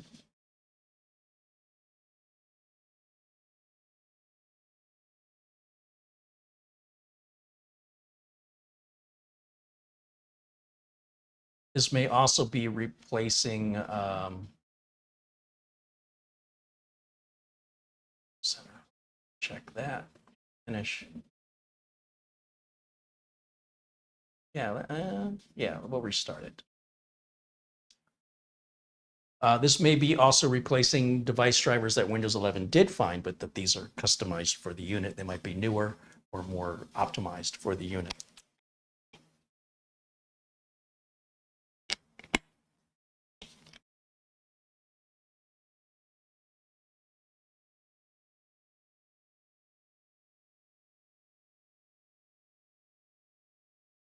We're getting there.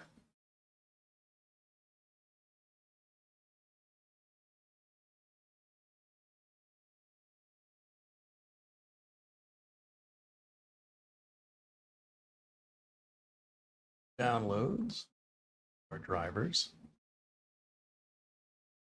And where did we leave off? We left off here, so now we can do the Ethernet driver.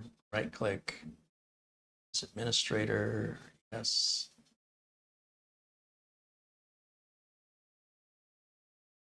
Tech audio application, right click, it's administrator. Yes. Okay. Device manager. A couple of items still with issues. And probably introduce some issues here. The graphics driver. See what happens.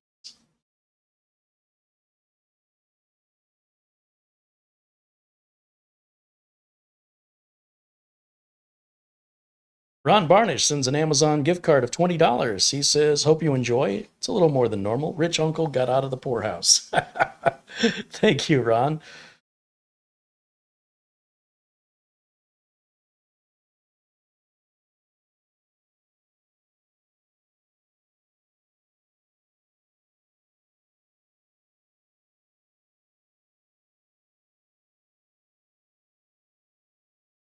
Install.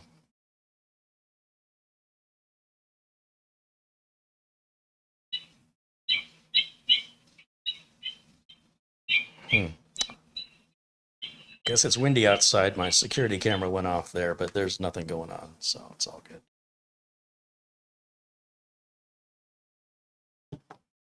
All right.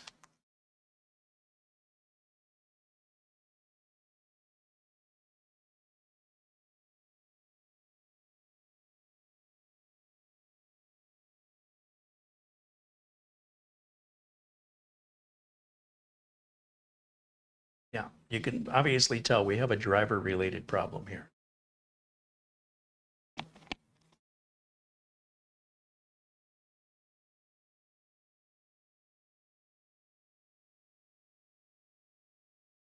Changing the input source. We'll go to camera 3 for a minute. Cam link. Yeah, it's just weird. Okay. Obviously the resolution changed. And it wants a restart. Now we'll see if where our troubles begin here.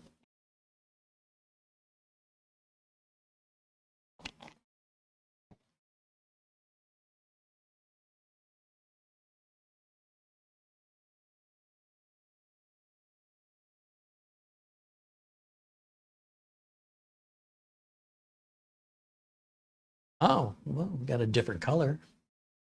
That's something.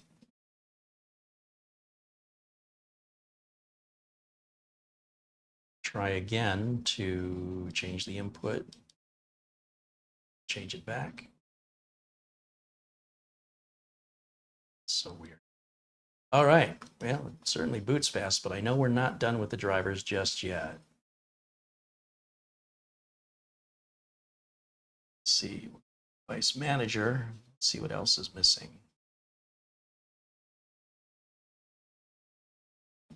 So that apparently took care of one of them. So this unknown device, what I can do here is click Update Driver, browse the computer, and then just hit the downloads directory and let it search everything.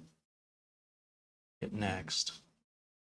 So whatever that is, it's not recognizing it. It's not telling us what it is, and it seems like something that's been left out of the driver package for some reason. Not to worry, I have other workarounds. Let's see if we go to back to my downloads again. Have the app in here, or is it just?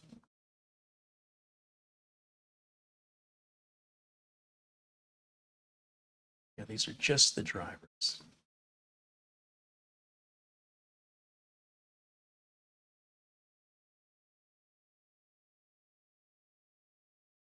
Do I get that controller?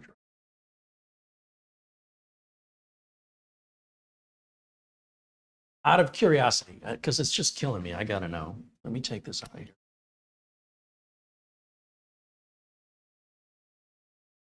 This in here. We're not fully tuned up yet, but I'm kind of curious what we're doing on Crystal Dismark with this controller.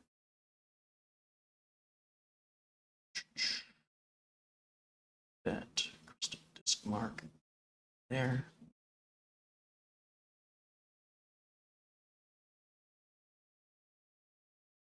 Eject this.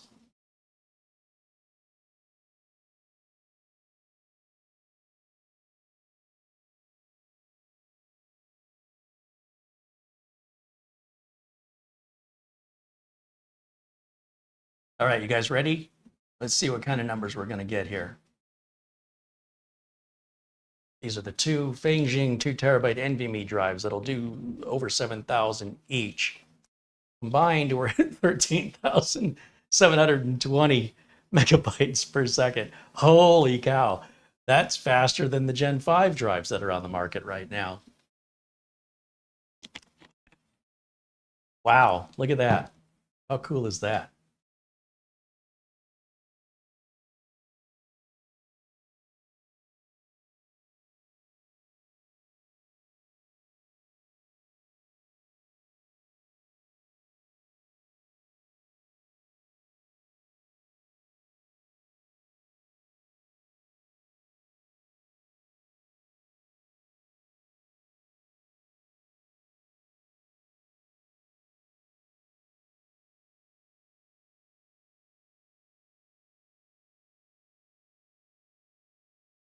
Michael Dane said I was upset when my AMD CPU died, but everything happens for a Ryzen. That's funny.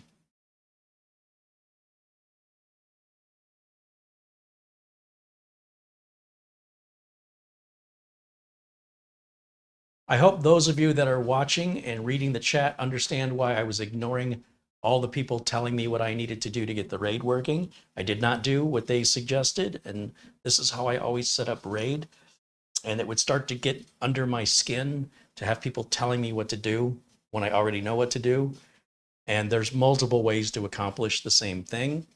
Some people want to follow directions word for word. Some people want to follow rituals. I go through the process that I'm familiar with from past RAID configurations, and I see if that works first. And then if I'm having difficulty, then I'll go to the chat room. So for people in the chat offering up suggestions, I just want you to be aware. I'm not going to say the suggestions were wrong, but I do want to say that if you want the same results that you see me get, you should follow the same steps that I follow. I have always set up RAID the same way. If you go back and watch the original Threadripper build, when we set up the 3 Samsung 860 NVMe's, those were 500 gigs apiece. It's a very similar configuration, and they all mostly set up the same. So it's, you shouldn't have to guess. It should be pretty obvious. Now, write speeds, quite a bit slower than our read speeds here at 9207, but still, that's nothing to shake a stick at. That's very impressive.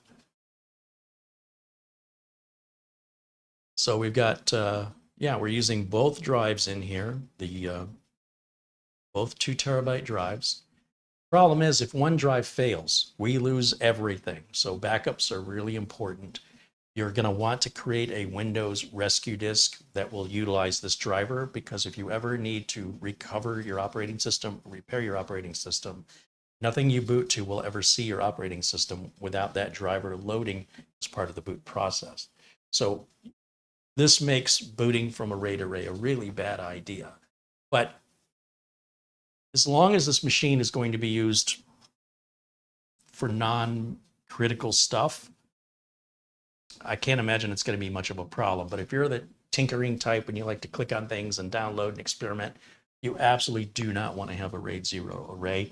Or at the very least, use something like Acronis to make an image of your RAID array. Once you've got your operating system and drivers and everything installed the way you like it, make a system image backup.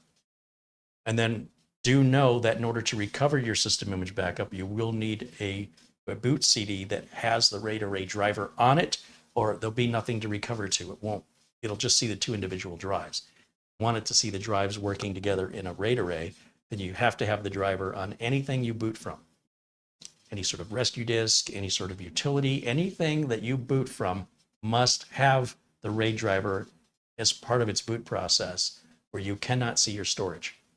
And that's why it makes it a pain in the rear end, right? Something we take for granted. Oh, we'll download a utility online, we'll use that to fix our computer, and then you can't get it to even see your drives. So that RAID driver is absolutely critical. And you want to make those boot disks while your system works, because trying to do it after the system crashes makes a complicated job even more complicated. Ask me how I know. Now, for a system like this that's not playing a critical role, what I would likely do is, once I have all my drivers set up and get the system configured the way I like it, I'll use Acronis and make a system image of it. But I also have to make a special Acronis rescue disk with the RAID driver injected into it. And Acronis offers you that option during the media creation process to add any added drivers to the boot media. So they make it really simple. And that will only be good, well, I mean, in theory, I could replace all of my Acronis boot media with one with that driver, because loading it when you don't need it doesn't hurt anything. But it does add an extra step. It adds an extra level of complexity, but then you get these amazing numbers. Now, I'm going to show you a little shortcut to make life easier when it comes to the devices that haven't been found. So we go back to Device Manager. We still have, there's at least one device here that's not found, this unknown driver or whatever that is. And a little disconcerting that there appears to be a driver missing in the driver package from Minisforum. And well, I'll make them aware of it. They'll see this video. But what we can do, since I took the drives out that were in it, one of these is just a formatted drive and the other one has our operating system. And I can grab a USB enclosure, in this case, the Silverstone TS16. No, I'm missing my, it's got a little nubbin that holds the drive in place, and I must have dropped it. So I think it's in here somewhere. Well, I'm glad they give me a spare, because I don't know where it went. We'll use the spare one. I'm sure the other one will turn up somewhere. So slide that in here like this. I don't know which of these drives has the OS on it. But the OS had all the drivers already installed from the factory, which means we can extract those drivers right off the original media. So I'm going to plug this into our Type-C port up front. Turn that on. Then I'm going to find out, yeah, I got lucky. So this is the blank one. And so what we can do is we can go to unknown device. You want to talk about cheating? Check this out. Put a driver, update my driver, browse the computer, browse where? We're going to browse that drive I just plugged in right here under Windows, under System.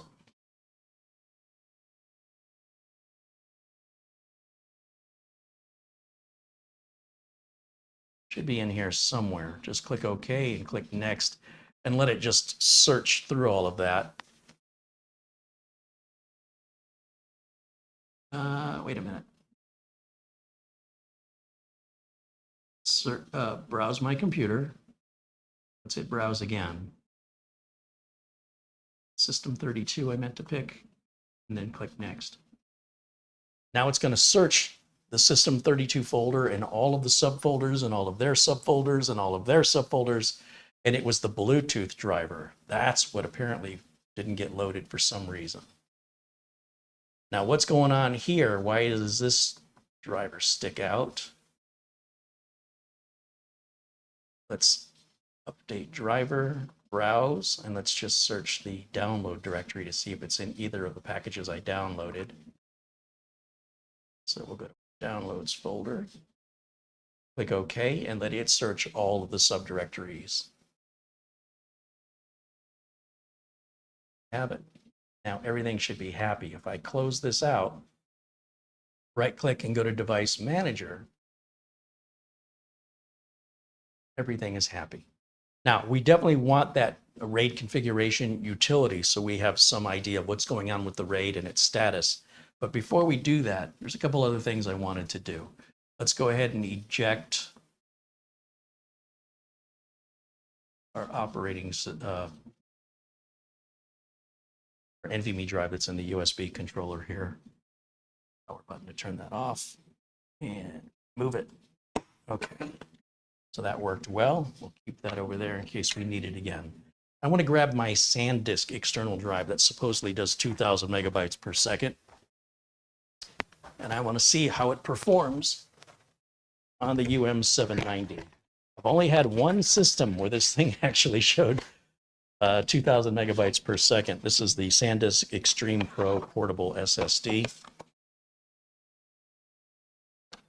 And I'm hopeful, but I'm not holding my breath. Let's plug that in.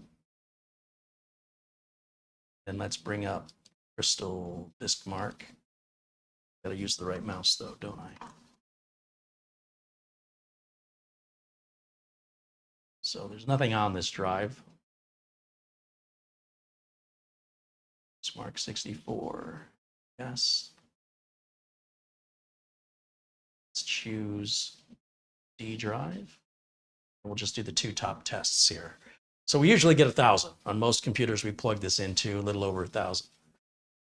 But we have seen 2,000 one time, and I'm sure we'd like to see 2,000 again. Now we're still stuck there for some reason. Let me stop this, and out of curiosity, I want to try let's disconnect it first. Eject it. I know you don't normally have to do that, but this is an expensive drive, and so I'm being a little extra cautious, kind of babying it a little bit.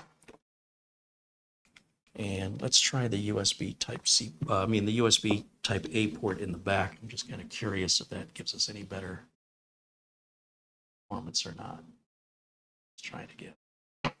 I don't suspect it's going to be any better.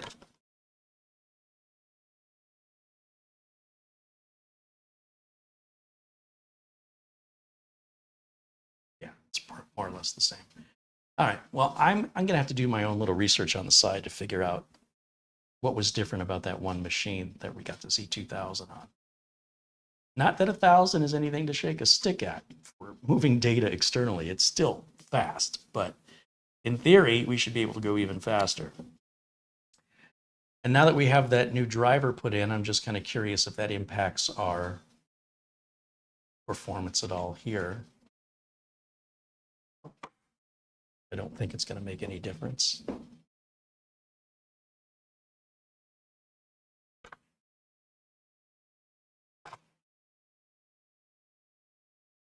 13,000. Look at the data transfer rate on this.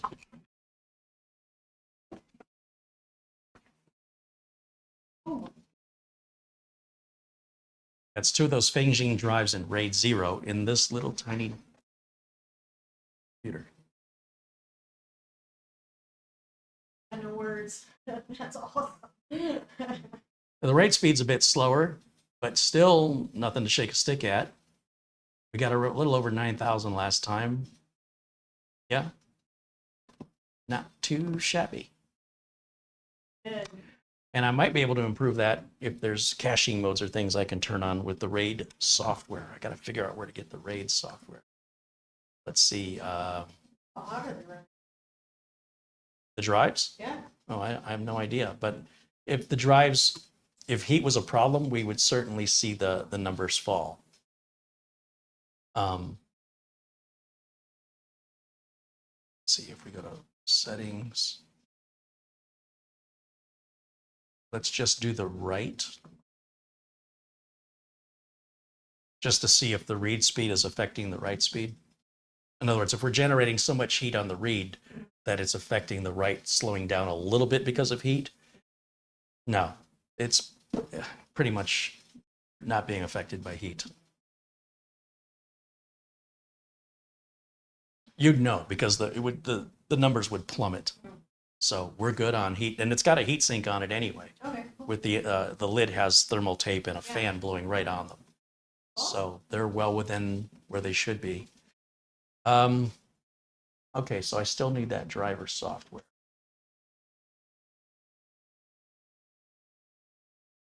Let me go plug the internet into this and we'll download some updates. I may just keep it like this. I mean, why not? Anybody can have a mini PC, but how many people have a mini PC with a RAID array? Come on. Maybe even bump the RAM up to 64 gigs, and then that's going to be a Hulk. Let's see, there we go.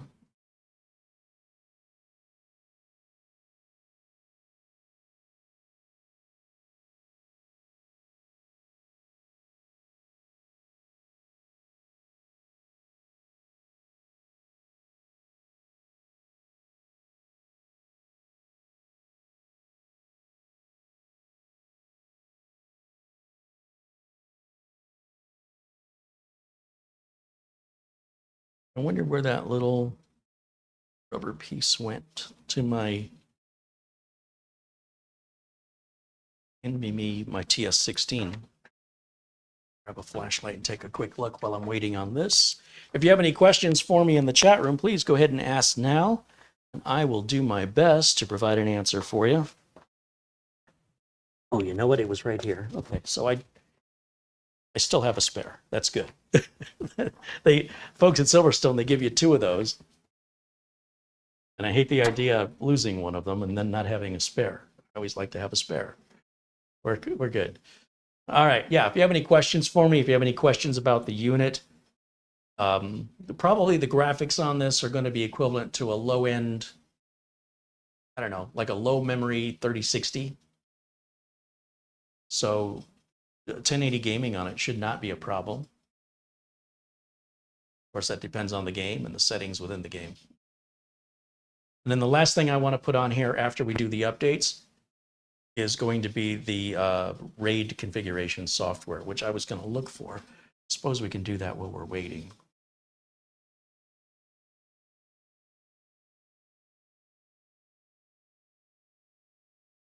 I've been wanting to set up RAID 0 on one of these for a long time. And so congrats to Minisforum for being the first to make that available of all the machines we've run, where we can actually put a RAID 0 config in here. And it's Gen 4, you know, that's the other thing. Now let's take a look at, let's see, Minis. Can't use that keyboard, Carrie.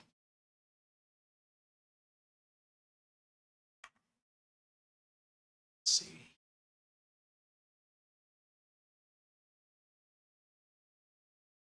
Full screen.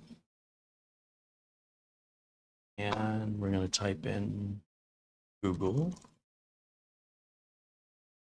Type in Minisforum UM790 Pro drivers. We're going to look at support from Minisforum right here. Venus series.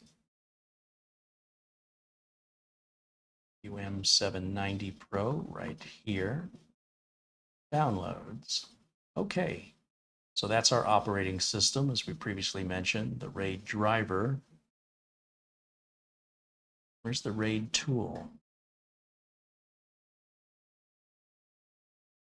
Let's just verify that it wasn't in the RAID folder. No executables there. No executables there. That's just drivers. That's just drivers.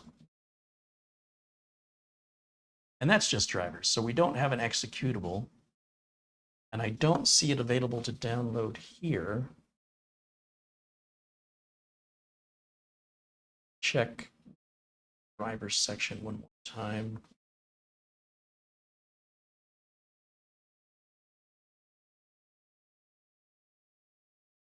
I thought I went through every one of these. I'm pretty sure I did.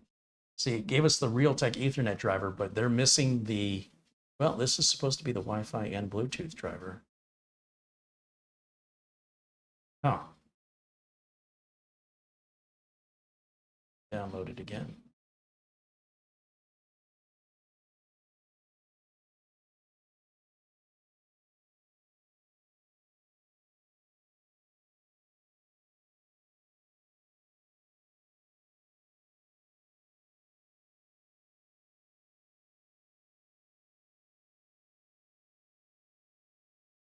Take it out.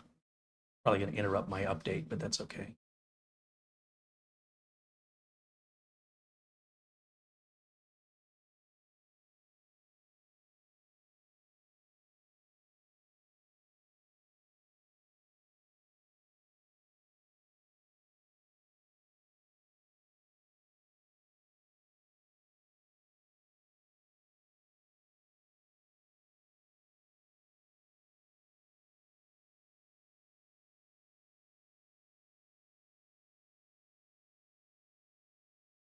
Finish.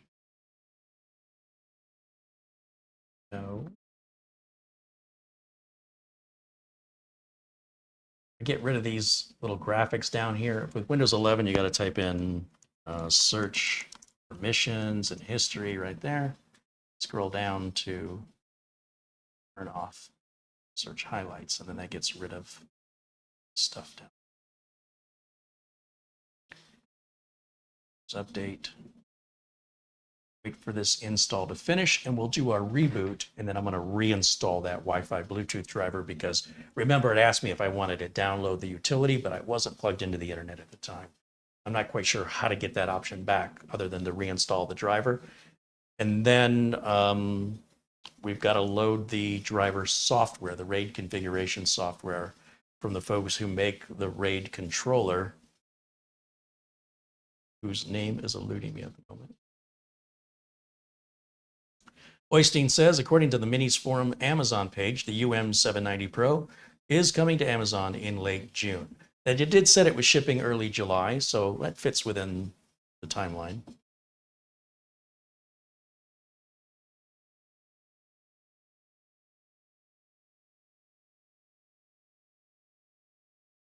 John Paul Bacon wants to know, would creating an ISO of the RAID boot drive be possible?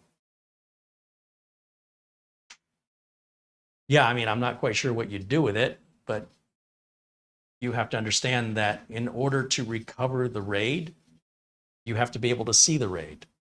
So if you have an ISO image or any type of a full image backup of the machine, and you need to restore that image, whatever you're booting from to load the restore software needs to be able to see the RAID array. So the driver has to be put into the boot media.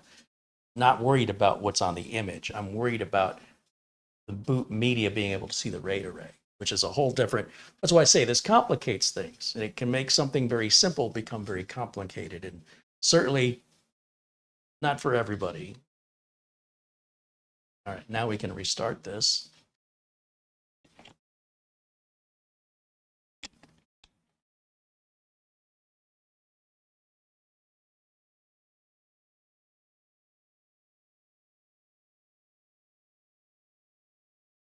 Other questions?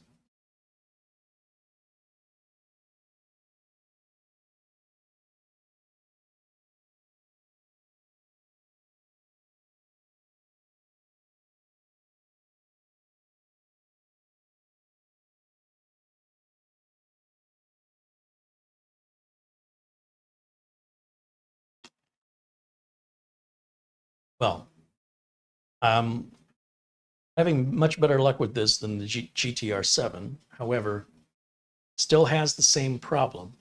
And it may be a bit unfair because I've had the previous experience. I know what to do now. That might be fair to re-evaluate the GTR7.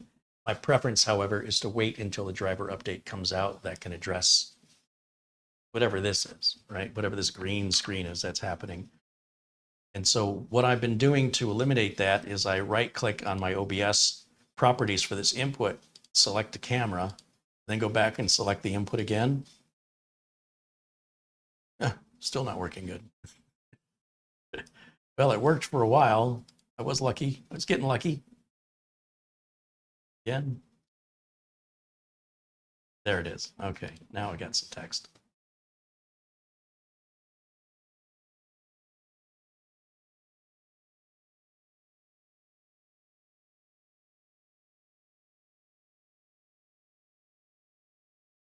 All right. So now there should be an installation package for the RAID software. Individual little files like I'm showing you, those are driver related files. That's not software, that's drivers. Please know there is a big difference between what a driver is and what software is. Now, I want to look for, let's go back to screen so I can see again. And we will load the drivers for the Wi-Fi and Bluetooth one more time here. Under downloads, under this subfolder, Killer Performance, which we just uninstalled, and now we're going to reinstall it.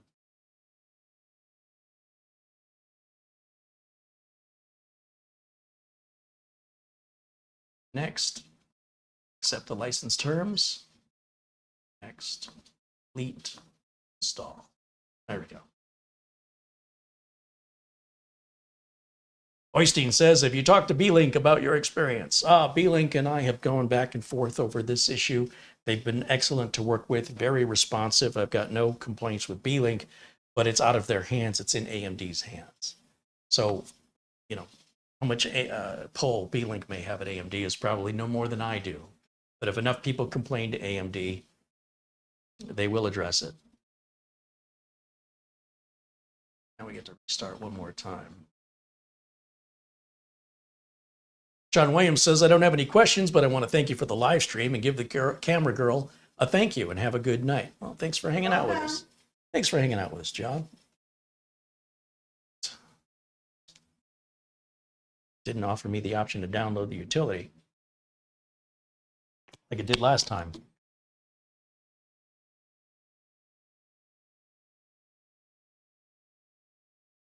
Let me go back to change my source. Change my source back. Okay. Full screen. Click on the device manager. And on this storage controller, who makes it? I've already forgotten.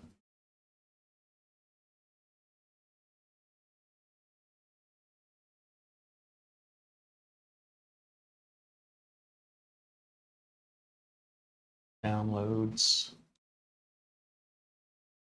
Under me.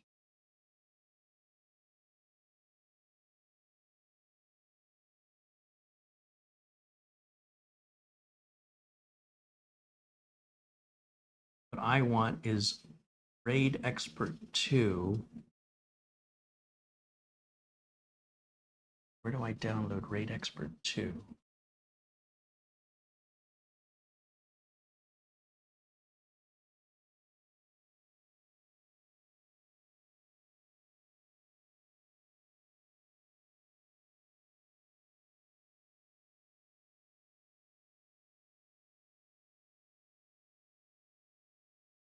get it from the Microsoft Store? I'd rather not. So is this, do I have to? There's got to be another way.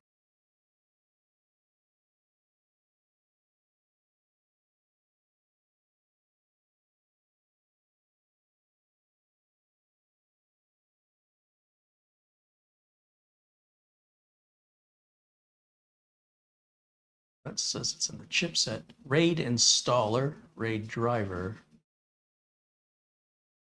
AMD RAID installer. Is that what I want?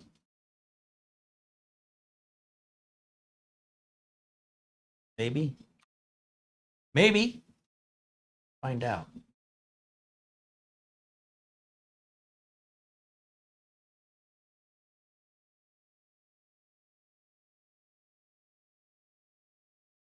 Looks like we got just shy of 300 people watching live. Hope you're all having a great Tuesday today. I am. This is just going swimmingly.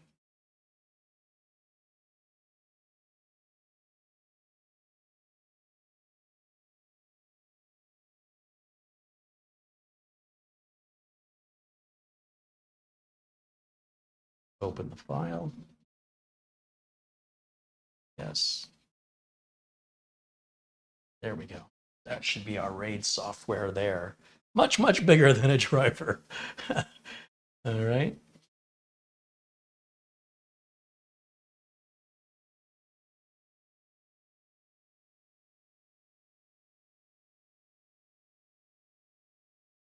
Perfect. That's what we want.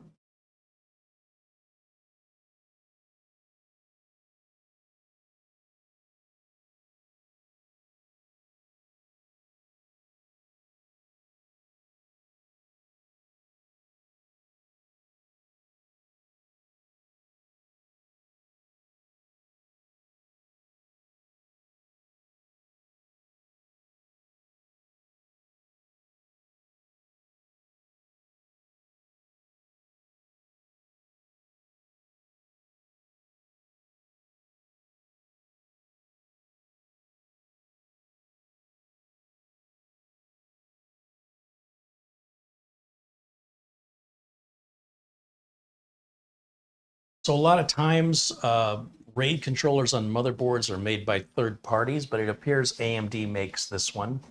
I was thinking it was made by RAID Expert. I didn't realize that was a brand name for AMD. Okay, let's restart, and hopefully we didn't just break our RAID array by replacing the drivers with newer drivers, but it should be just fine. Should be. We're about to find out. Now I feel like 16 gigs of RAM is really not adequate. I think I do have 32 gigs of slower RAM, but I think I'm going to match the speed or faster for a 64 gigabyte kit from either Team or Silicon Power, I think. And then this is going to be a monster, an absolute killer. All right, let me switch my input again. We'll go back to camera. Put 3, camera, Camlink input. Yay. There it is. All right, and I got to go full screen. All right, that's what we want to see. Now, you should be able to load up the RAID Expert software, run application in administrator mode. And this just gives us details of our RAID array, what it's comprised of. And there may be some options for caching and performance. Let's see. Could modify the cache settings. We've got read and write back cache together, which is ideal, but we want to change that. Change the name. Disk properties. Yeah, not a whole lot we can do in here. This is really for ongoing maintenance, or if you're having any problems, it's nice to keep an eye on your RAID array. But because it's a RAID 0 striped array, basically, and I can't stress this enough, you want to have a rescue disk created that has the RAID drivers. It's easiest to make it when the system's working. And the other thing you can do, as I mentioned, is make a system image. And whatever software you need to load from, typically off USB, whatever you're booting from, make sure that that loads the RAID drivers, or you won't have any way to recover your system image. And let's see, Crystal Disk Mark. Let's try one more time with everything. Oh, wait, I haven't. Do a couple other things here. Let me get my utilities flash drive out.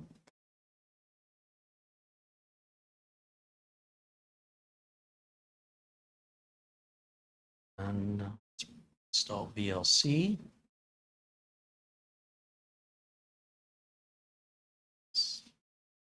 Okay. It's installing. We'll bring over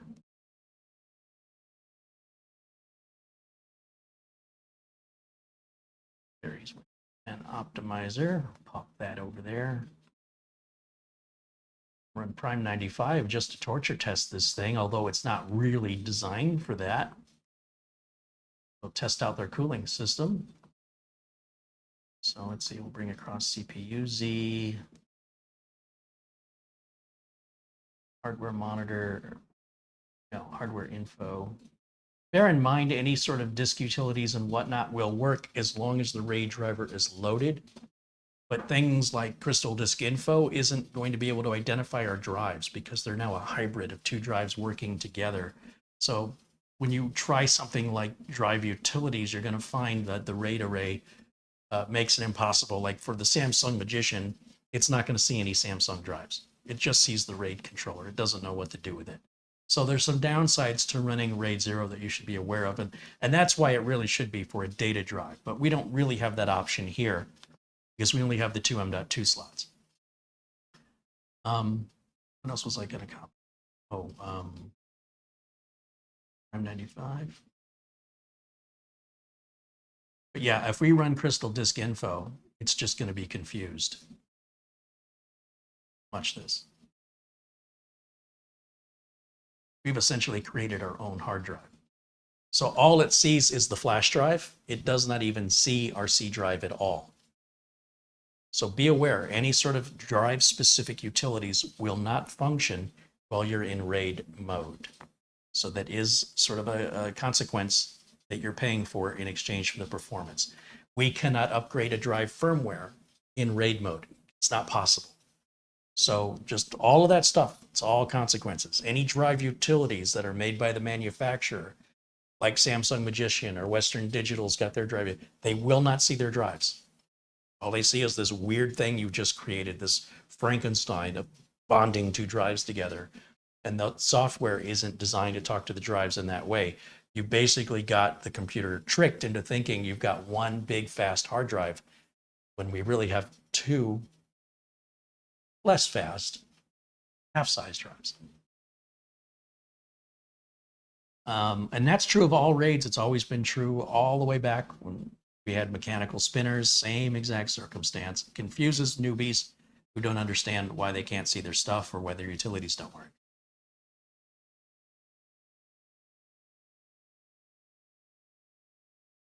So there's no support for 2.5-inch SATA in this unit. No, there does not appear to be.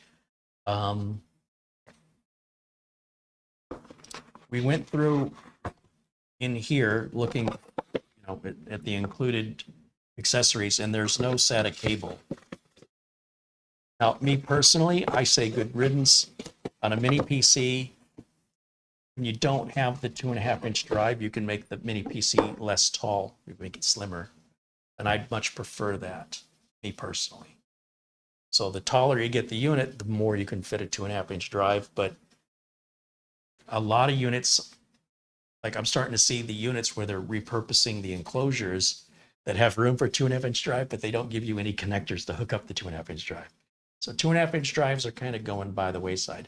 If you need more storage in this, I suggest use a NAS, go over your network, or get a USB drive externally. It's got super fast USB4. So your data transfer rates, you're going to be at 1,000 megabytes a second. Now I got to reset this again. So yes, select a different input. and go back to Camlink 4K. Okay. Let's see. Full screen. What else do I want to do?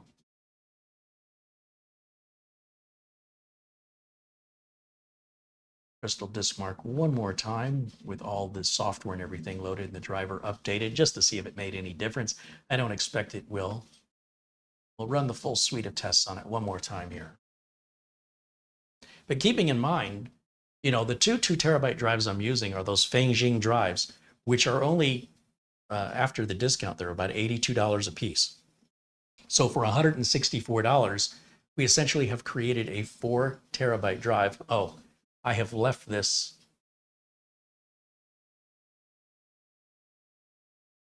Left it in the write mode. Read and write. Let's do that again. 10,500. Fascinating. See if we can do that again. Now that we've got the drivers and the software all updated, this should be the best numbers we're going to see. So 12,723. Were we at 13,000 before? So that got a little slower for some reason. Unless it's drive heat related, but it shouldn't be. We've got the fan running underneath here. Yeah, it's definitely running. Got really nice active cooling on this for the M.2s.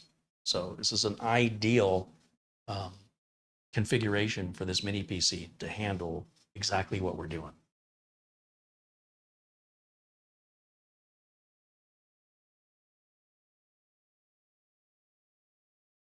Joseph wants to know if it's still too early to decide if you prefer this over the Beelink GTR7.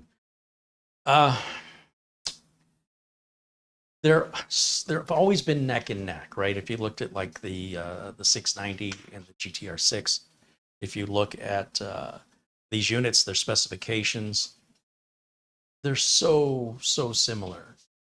I don't think you can go wrong either way.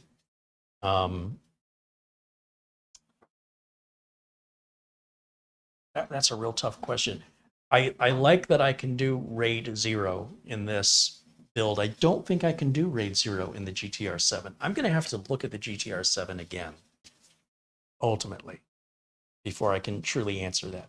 But today, based on the experience I have up till now, I am really liking the Minisforum better.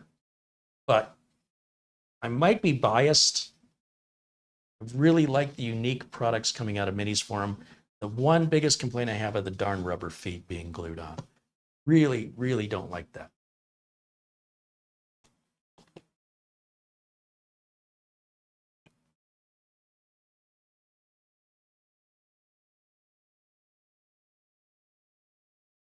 Keep in mind, anytime you run these tests, we're not going to get the exact same numbers twice in a row, but we should still be within the same ballpark. So even though that 12,700 is a little bit lower than what we've seen, it's well within reasonable of the numbers we were getting.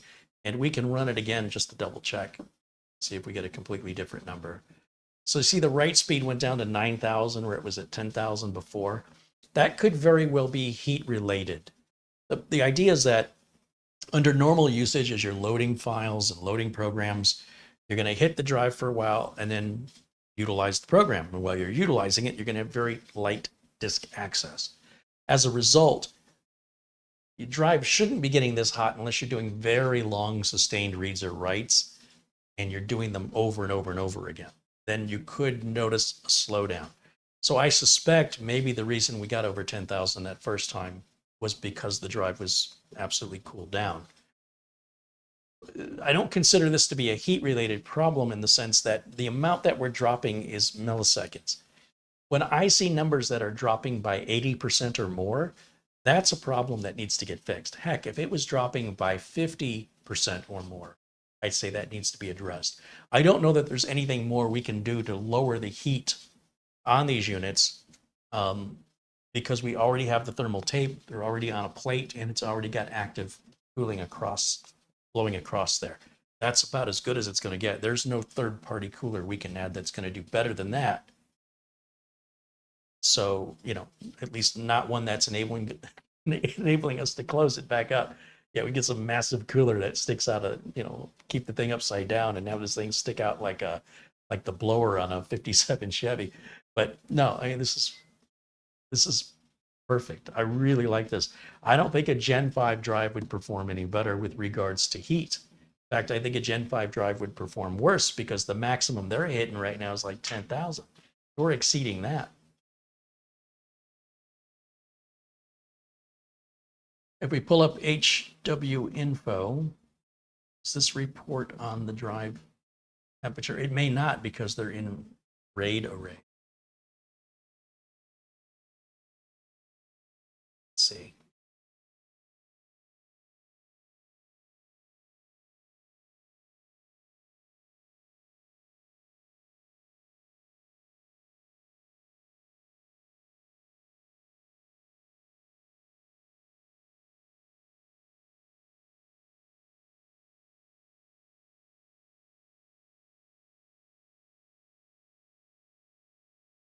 So the smart reporting is also going to be kind of messed up.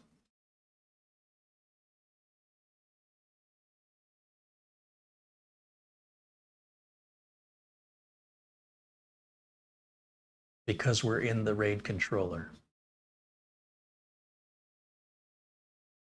Looks like we're idling in the 44 degree, well, at least the graphics chip is at 45 degrees Celsius.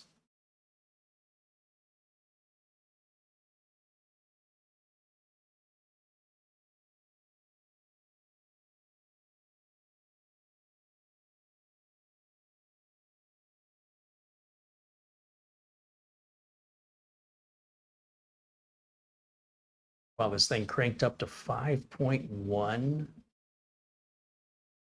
gigahertz. That is a fast CPU. Holy cow.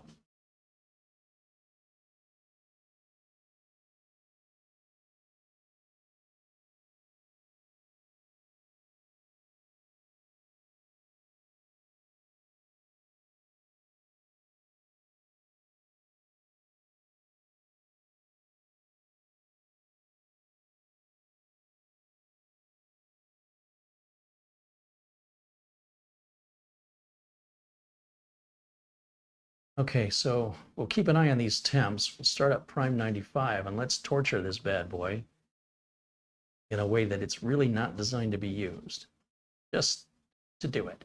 We've got 16 threads. We're going to hammer all 16 threads at 100%.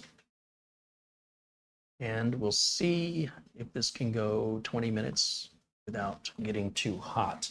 So it's already climbed to 70 degrees Celsius. Let me start my stopwatch.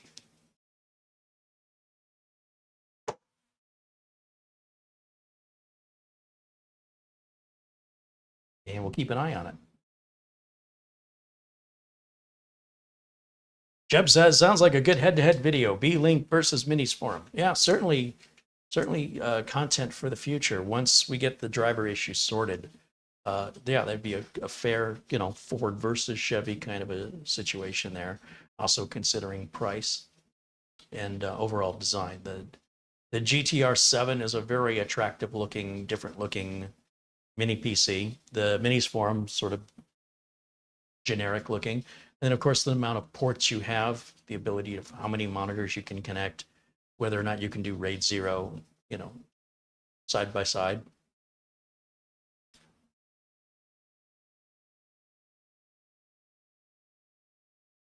Boystein says, I saw you could set up the RAID cache in the BIOS setup screen.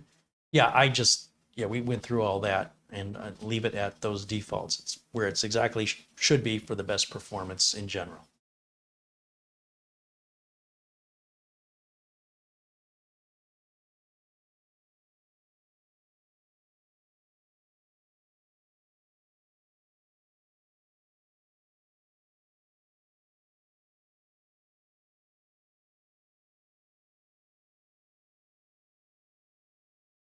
Of course, I've got the screen so small I can't read it. Let me go back to full screen over here.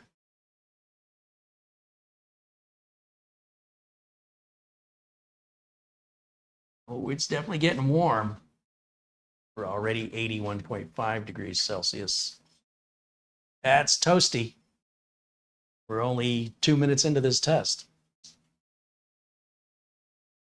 But these machines, again, they're not really designed to be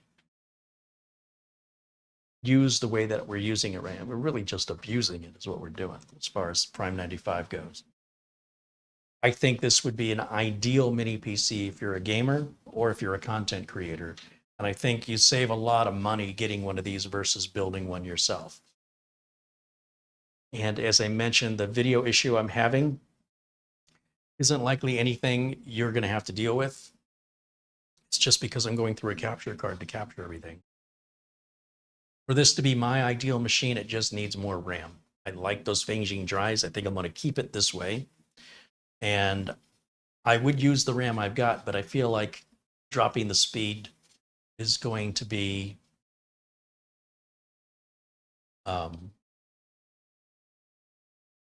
when we're dealing with AMD, the RAM speed is much more critical in performance related, noticeability than it is on the Intel side of things. And especially when it deals with the graphics. So if you're gaming, you definitely want to get that faster RAM to get your best performance out of your integrated GPU on the AMD platform especially. So I think I'm going to look at Amazon later today, and we'll see what they have for a 64 gig kit of DDR5, either from Team or Silicon Power that's the same speed or higher than what we've got in here. And then that's it. There won't be any reason for me to open this up again unless I want to install a Wi-Fi 7 card when those come out. So we're sitting at 82.8 at just 4 minutes in.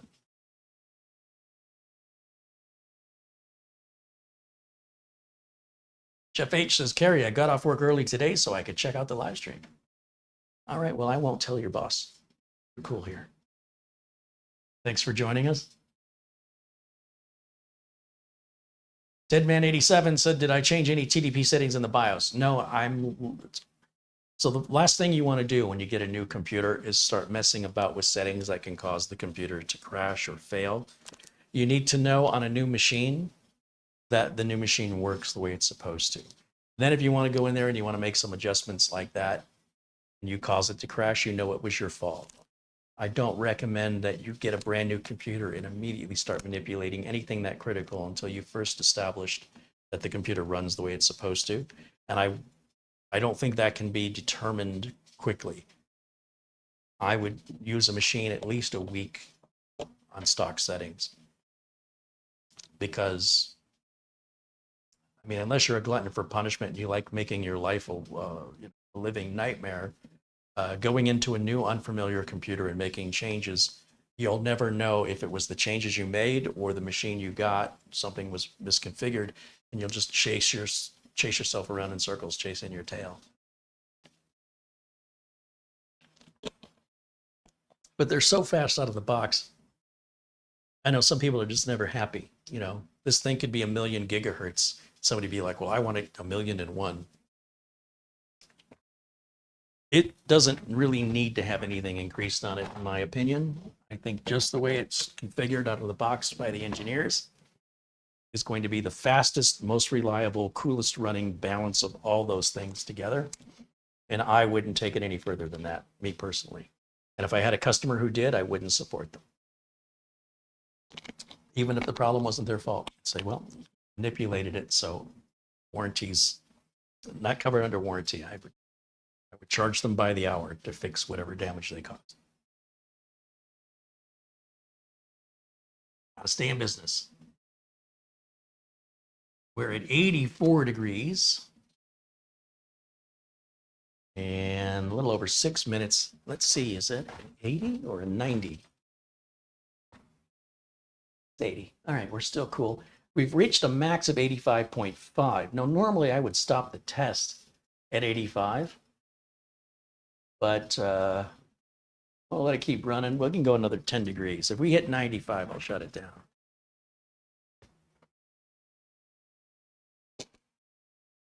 When you want to see the towing capacity of a Toyota Prius, I would argue that you bought the wrong car. You're abusing it and using it in a way that it wasn't intended. And any frustrations and damage as a result of you doing that is on you, or just bringing it on yourself.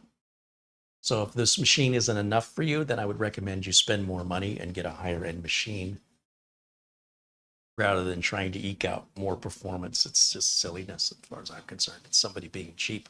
And it results with people that just have too much time on their hands and got nothing else better to do. In my experience, that's what I encounter. As somebody running a business, I don't have time to do that. I can't. I would go out of business. I have a lot of customers that be upset with me. But this is what you find on the internet. You just find a lot of people doing very impractical things. So I'll let those people continue that bad behavior. I'll show you the practical answers. If you want a machine that's running and reliable, to me, that's faster than a machine that's fast but crashing, right? It just went to sleep on us there. So that's, right on 8 minutes. So nearing 86 degrees Celsius, not quite, getting there. Winston Liu contributes $2.20 Canadian.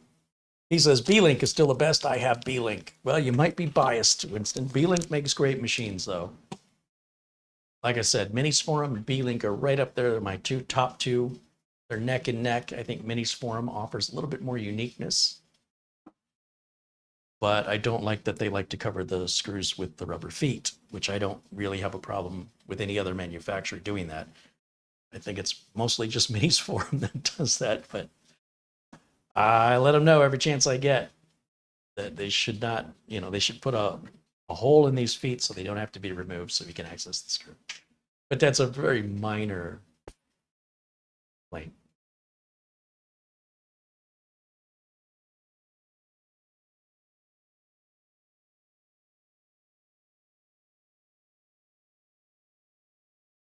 Jeb said, I just had a boutique PC builder inform me that the best current gen graphic cards compared to the 7950X can only support 2 displays at 4K.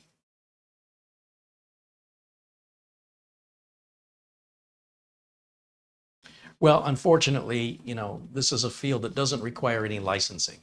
So if you want to say you're a boutique system builder, if you want to say you're a technician, you just say you are one, right? And at that point, it makes it very difficult for customers, if you're a legitimate tech trying to find legitimate work, for customers to be able to tell you actually have experience and know what you're talking about, because they got told something by somebody else who doesn't know what they're talking about, and they don't know which one of you is the liar, which one of you is the BSer. And so that leaves them confused, it leaves them with anxiety, and typically leaves them not making any decision and not hiring anybody to do the job because they don't know who to trust. It's a big, big problem in the industry. It's been that way since I started. And that's why word of mouth has always been my best form of advertising. That's why it's so important to me. My expectations of my customers are met. So they'll recommend me, they'll use me again, they'll refer me to their friends. That's how I stay in business. It's not about chasing another megahertz or overclocking it. That's for people who have a lot of time and they don't care about money. I wouldn't care about money if I didn't have the bills to pay and if there weren't so many other people waiting for help. So for those people who want to create their own problems, they can do that without me, and then they can solve their problems without me unless they want to pay me. And I will get in and I will put it back to stock and fix it. And then if they go and undo that again, as long as they want to keep paying me, I'll keep putting it back the way the engineers designed it. You won't do that kind of work in corporate America. You'll get fired for that. But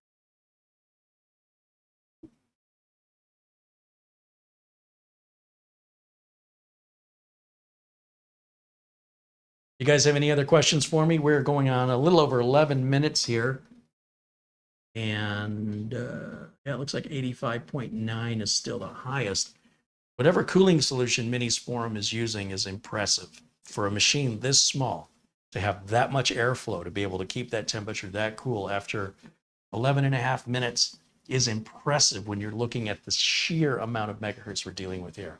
That's insanity.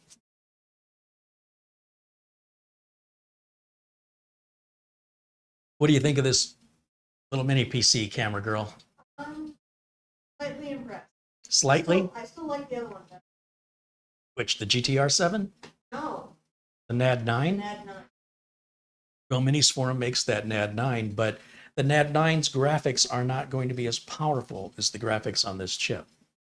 So if you were gaming, I predict that running the same games on the NAD 9 on the Minisforum UM790 Pro, Personally, I would never well, why not? feel GPU. I think you will be impressed. You want me to play games on that thing? Yeah. All right. You should load up a game on it. Load up your Steam, load up a game. Okay. And I think as long as you're at 1080, you'll be fine. I'll put Requiem. I don't know what that is, but yeah, okay. Whatever Graphic Requiem is. intensive. Okay. At 1080? Okay. Is that a game you normally play? Yes. What's another game you normally play? Terra. Terra? Terra. How do you think Terra would perform on this? That's a great question. Maybe you should try Terra. Think she should. Pretty graphic. Michelle Nava says hello from Paris, France. Bonjour. Do I know any other French? Oui, oui. Croissant. Croissant. Croissant. Croissant. Croissant. Une bière bitte. No, that's German.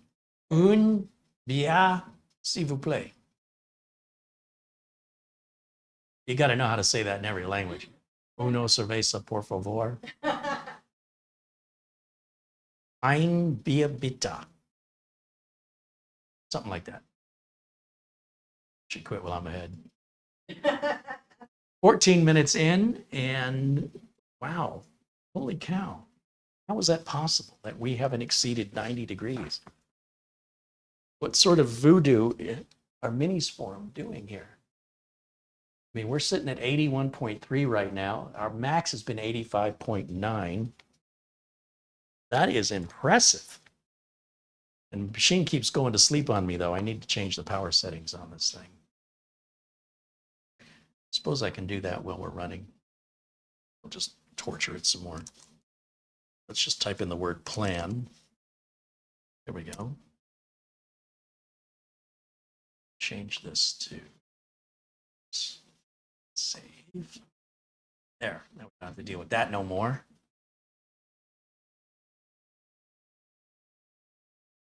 Okay, we're about 15 minutes on the test, 5 minutes to go, and it is passing a very unrealistic, massive torture test.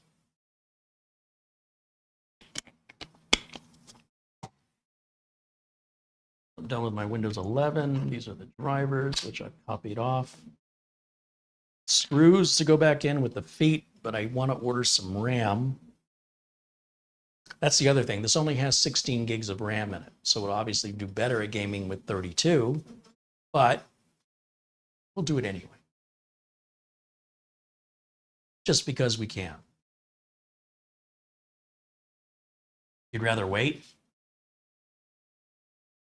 All right, well, when we're done with the broadcast, I'll look on Amazon and I'll order a kit of 64 gig. And I'll get fast memory, like 6,000 or 5,800, whatever, 6,200, I forget the DDR5 speeds. 16 minutes in and still 80.0 degrees Celsius. So it peaked up to 85.9. Now these last 5 minutes, some of these tests are pretty intensive, so we'll see. Fans have been really quiet in here too. The unit is not very warm at all. It's basically room temperature. I don't know how they're doing this.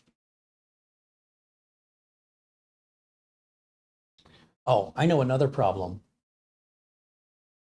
One of the reasons the drives may be getting hot is I don't have the rubber feet back on the case. So the case is basically sitting, blocking its own fan. If I turn the case onto its side, well, now I I'm was going to, totally going to tell you to do that. well, I'll tell you what, even though I haven't put the screws back in, we'll put these little rubber feet back on here.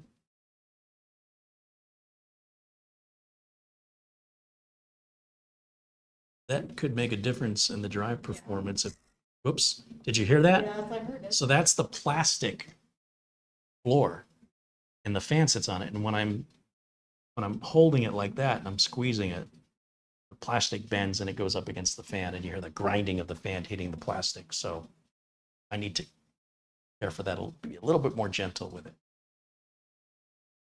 All right, we're at 17.5 minutes. Still sitting good.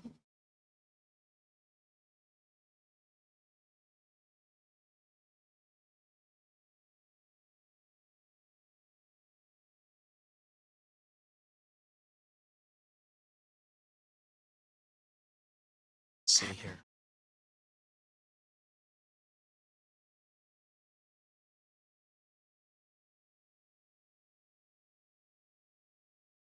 DDR5, 64 gig, SODIMM. So there's 5,600. Let's see what that price is.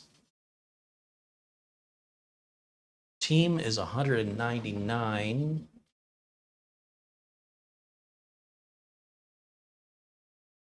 $4,800 is $50 cheaper. Wow, they sure do put a premium on that.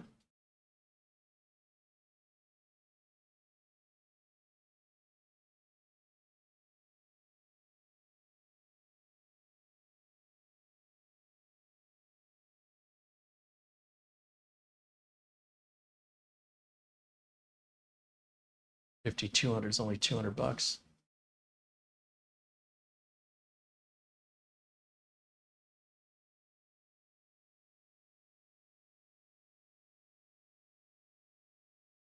That price is looking pretty good. I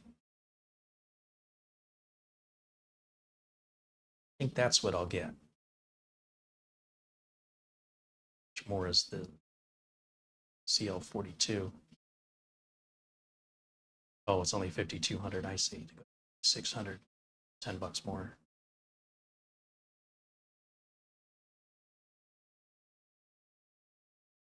So you kind of get a trade-off, right? As you get the faster megahertz, your CAS latency goes up. So it may just be a wash.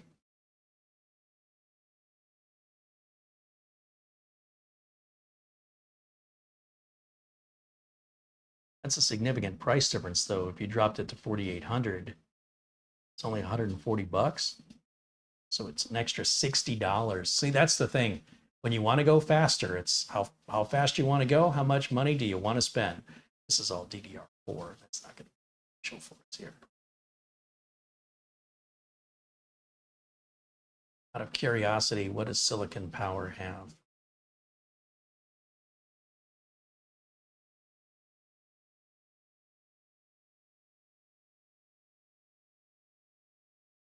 It's 4,800.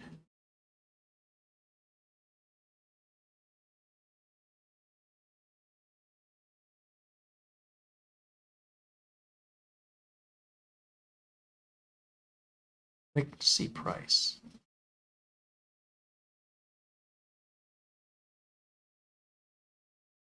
Price hidden. So what, I just give you my credit card and I let you charge it? Card? Wants me to sign it. I'd like to know how much that is. Why is the price hidden? What is the point in that? I guess you got to add it to your cart, but I got to sign in to do that in order to see that price. But it's going to be a little slower at 5,200, which is still faster than the 4,800 that's in here. Decisions. All right, let's see how we're doing over here.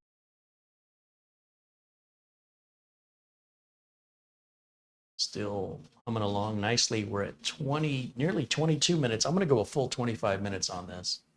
just because it's doing so well, I'm going to torture it a little longer. Jeb contributes $2 in Super Chat. He says, great stuff again today. Thanks for keeping it live. Right on, Jeb. Thanks for hanging out with us today. Jason H88 says, from what I've seen on all your reviews, I think I like the Minisforum the best.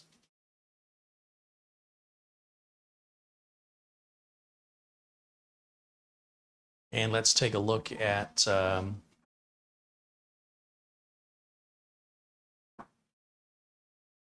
let's run the Crystal Disk Mark test. Let's really torture it. Do this at the same time. That ought to make it angry.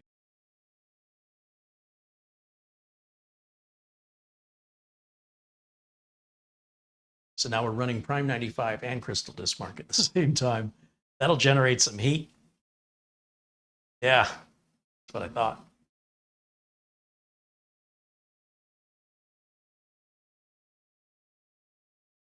Patrick Russo wants to know, is Silicon Power a Micro Center brand? No, they're a Taiwanese company. Micro Center brand is called Inland.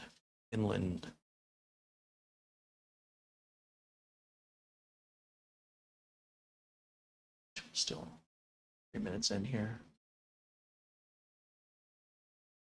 Let's do these two top tests. Inland Micro, something like that.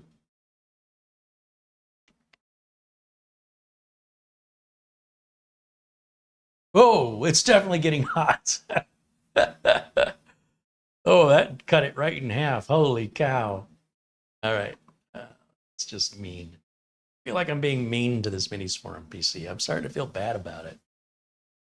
I wonder why the machines are going to rise up eventually and take over the planet. They're going to come after me specifically. All the mini PCs, all these little What I boxes did to chasing their after you. what I did to their little knives. what I did to their ancestors. Okay, 1 more minute to go on this, and that'll be a full 25 minutes. I mean, I've seen desktops that don't perform 25 minutes at that temperature range. So congratulations to Minisforum. Very well designed box. And once we can get this whole video driver issue sorted with AMD, I think they got themselves a winner here.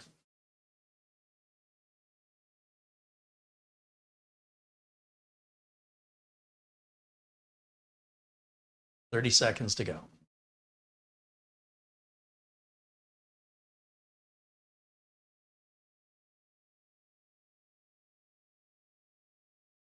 "20 seconds. So after 25 minutes of running, it looks like our top temp reached is 85.9 degrees Celsius, which is, I'm telling you, that's impressive. And anybody running a machine like this at that level probably shouldn't have a machine like this. You need something much better than that. All right, that's 25 minutes. I'm going to stop the test. So we'll come over here to Prime 95 and we'll click on stop. And okay. Then we'll watch these temps drop rapidly. And the fans have been really quiet. This is one of the quietest machines being torture tested. It's not screaming out in pain like they normally do. Yeah, they've done a fantastic job. Let me try this test again now.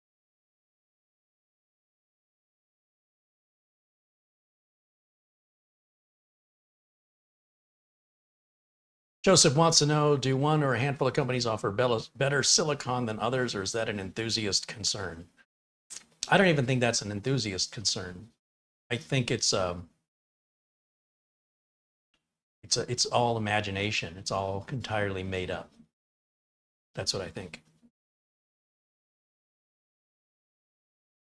Saying that's in reference to the RAM you were shopping. Yeah, that's just made up. People make stuff up on the internet. You know, it's really a shame because we're only scratching the surface of what's going to happen.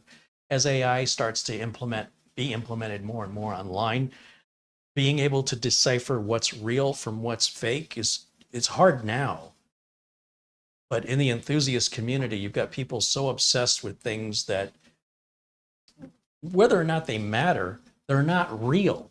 That's the thing that drives me crazy, is they're making up things to be upset about that are complete imagination and don't have any real world practical difference outside of their benchmarks. So, you know, it's a strange community that obsesses, a large portion of it obsesses over things that just don't matter and things that the majority of the population could care less about. And yet this can really upset somebody's mood.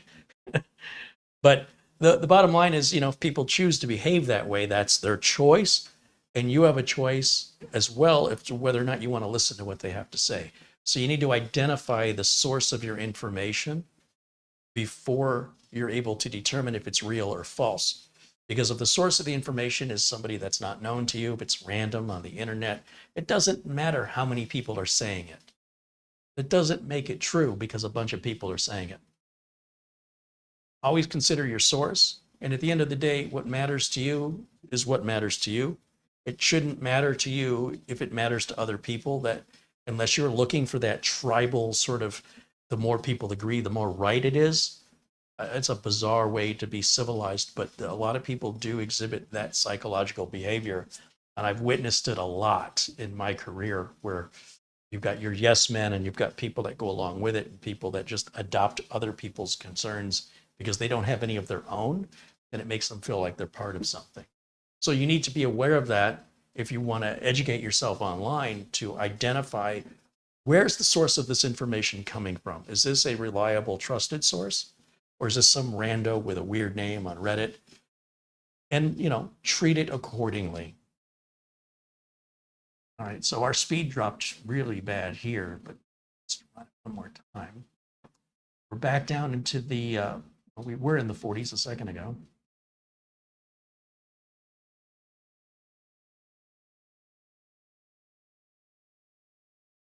Gotten worse. There, that's a little better. Yeah, I don't think there's much more I can do to get those drives any cooler. I could put other brands of drives that might run cooler in there. I could try brands that have their own heat sinks on them. But honestly, for everyday usage and loading your files, loading applications, or for me, rendering videos out, I'm not going to be slamming onto it like that. When I render videos, it's not rendering out at 12,000 megabytes per second. It can't process it that fast. So even at, we see 88, 83 on those writes, 89, 17, we know that the write speed is capable of doing essentially 12 or 13,000 on the reads. But after we do the reads, the drive is heating up. So then when it starts to do those sequential writes, it's affecting the numbers we're seeing. Now, in reality, that makes a difference of milliseconds in real life. So unless you're copying, you know, an hour's worth of data, right, something that's going to take an hour, and you're just doing a constant hammering on that, I would hope that that wasn't something you did every day. And if it was, that you'd be using a more appropriate storage drive for that sort of thing. But, you know, I see a lot of people, they buy screwdrivers and they use them like hammers, and then they complain when they break the screwdriver. I don't know what to tell people. Like, what did you expect was going to happen? Now, with this test completed, if I go back to my, just the write speed all by itself. Whoops, I didn't mean to do that. Let's do that one. Let's see if the write speed's any better. So with the rubber feet on it, so it can breathe. Oh, I put that rubber foot on backwards, Carrie. It is definitely getting air under it now. I'm going to turn it sideways just to make sure. And in fact, I can even blow some air in it to see if it.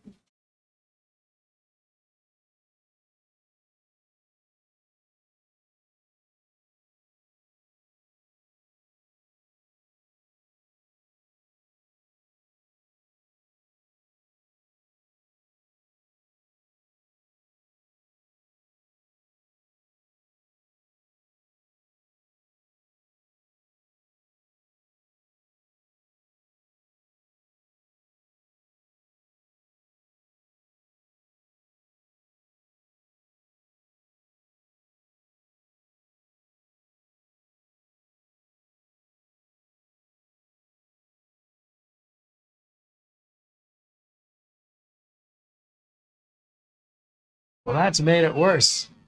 Look at that. Apparently not an effective way to cool off your SSD. It's going up since I stopped. And that's crazy fast, guys. You know, when we were dealing with mechanical drives just a handful of years ago, we were lucky to see 180 megabytes a second, and now we're almost 10 times that nearly. We're getting there. So, and again, on the form factor, it's so tiny, 5 gigahertz with RAID 0 and 4 terabytes of ultra fast, 13,000 megabytes per second. It's amazing. It's absolutely amazing. So, yeah, let me go back here to my profile. Wrong mouse. Let's change this back to the normal. Let's see what peak performance mix is.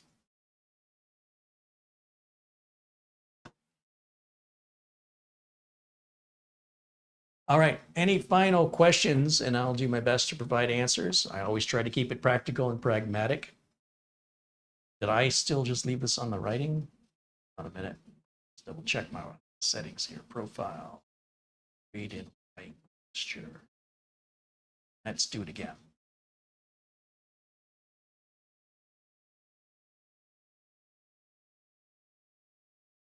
Barry says that RAM is $155. And what speed was that RAM? Was it 5200? That's significantly cheaper than $199.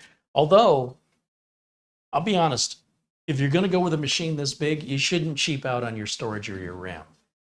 It doesn't make any sense. It'd be like buying a Ferrari and then buying the cheapest tires you could get for it. What I should be buying for this, if I want it to be, you know, everything it can be, is fast storage, fast memory, as much storage as I can afford, as much memory as it'll take. So 64 gigs of that 5600 is really what should go in here. Look at this number. Come here, look.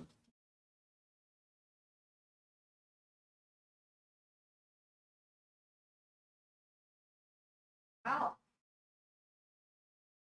Forgot which setting that one is. Is that the 4K? Random 4 kilobit IOPS. 131,820. They're going to have to make Crystal Dismark add another couple numbers the way this technology is advancing.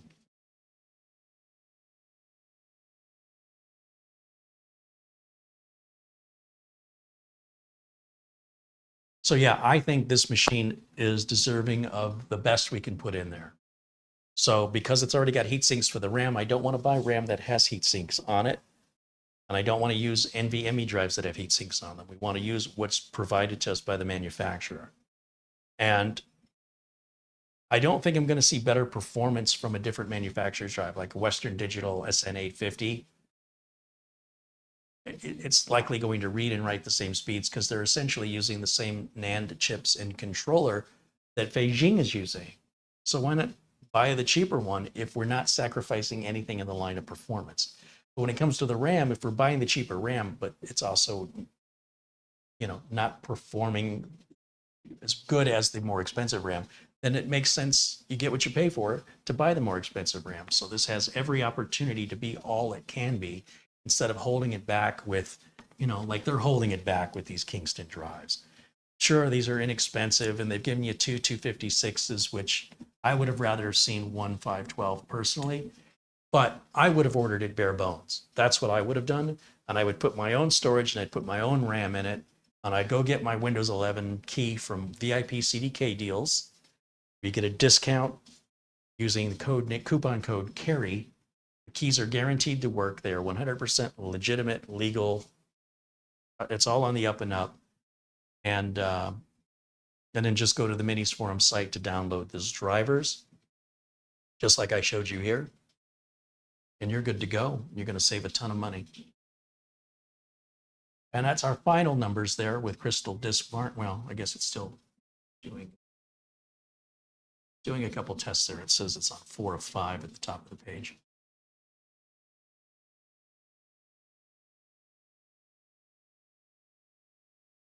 There, now it's done. I mean, it's a mini PC for crying out loud. Why don't you run this on your desktop computer, whatever you're using to watch this channel? If you have anything critical to say about it, what does yours run at? That's what I'd like to know, because I don't have a machine that runs that fast. Maybe the RAID controller card, but then we need a fast, full-size computer to use it. I think I can remove flash drive.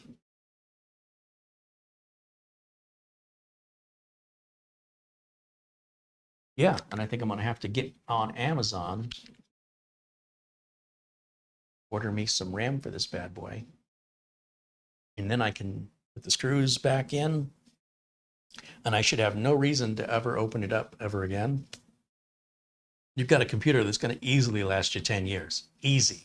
This is overkill for today's needs. This is really prepping you for tomorrow, as well as being a powerful machine for gaming and for content creation. So it's a lot of computer for the money. Again, shop around, see what else you can get for that kind of money on traditional pre-builds. And I think you're going to find this is better in so many ways. More portable, utilizes less power, it's quieter. It's not as upgradable, but on the other hand, with everything in there like it is now, there shouldn't really be anything left to upgrade unless you want to put an external GPU on it.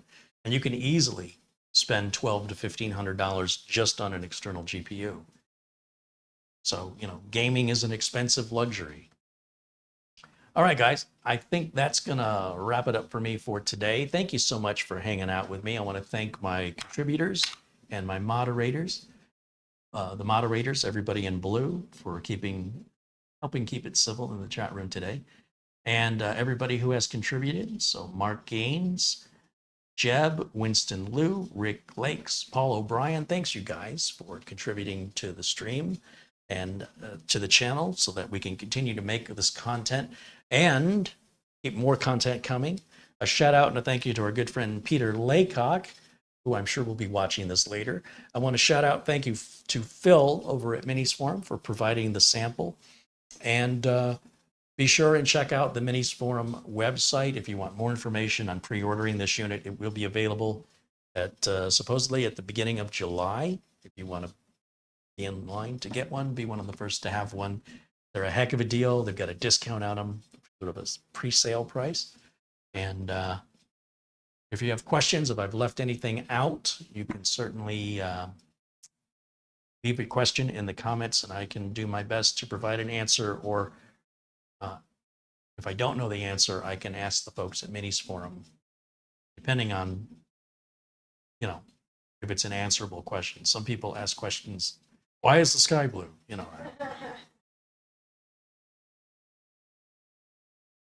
But if I can't answer it, if I can, I'm more than happy to. All right. Get back here. There I am.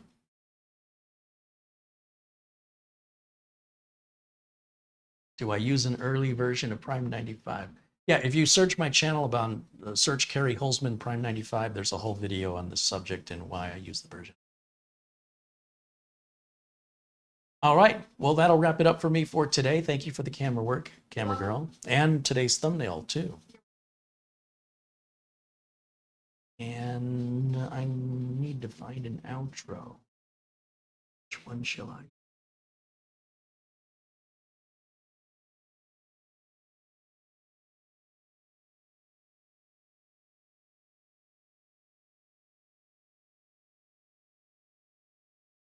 Okay, I think we're ready to say goodbye. Thanks for hanging out with us. I'll see you all tomorrow at 1 o'clock, Thursday at 1 o'clock, and Friday at 1 o'clock. We've got videos set up all this week starting at 1 p.m. Pacific time, so you don't need to worry about notifications. 1 p.m. Pacific time every day this week with more mini PCs from manufacturers we've never seen before. Some are budget, and some are expensive. So to cover, trying not to alienate anybody, we've got some under $200 and some as much as $500, all coming up on the channel this week and a lot more next week. Thank you for being a part of this amazing community. If you like this video, be sure and give it a thumbs up. There it is. Give it a thumbs up if you want to see more content like this. Be sure and hit the subscribe button if you're not subscribed, and hit the bell icon if you want to be notified when I go live. in general, if I'm going to go live, if it's going to happen, 90% of the time, it's at 1 o'clock Pacific time. So if you're just curious, anytime after 1 o'clock, check my channel to see if I'm live. You don't have to rely on those notifications. I know a lot of people have issues with them. People who get them, who don't want them, and people who want them, who don't get them. What are you going to do? All right. Thanks again for watching. I'll see you all very, very soon. Just lost my outro. Until next time, bye for now.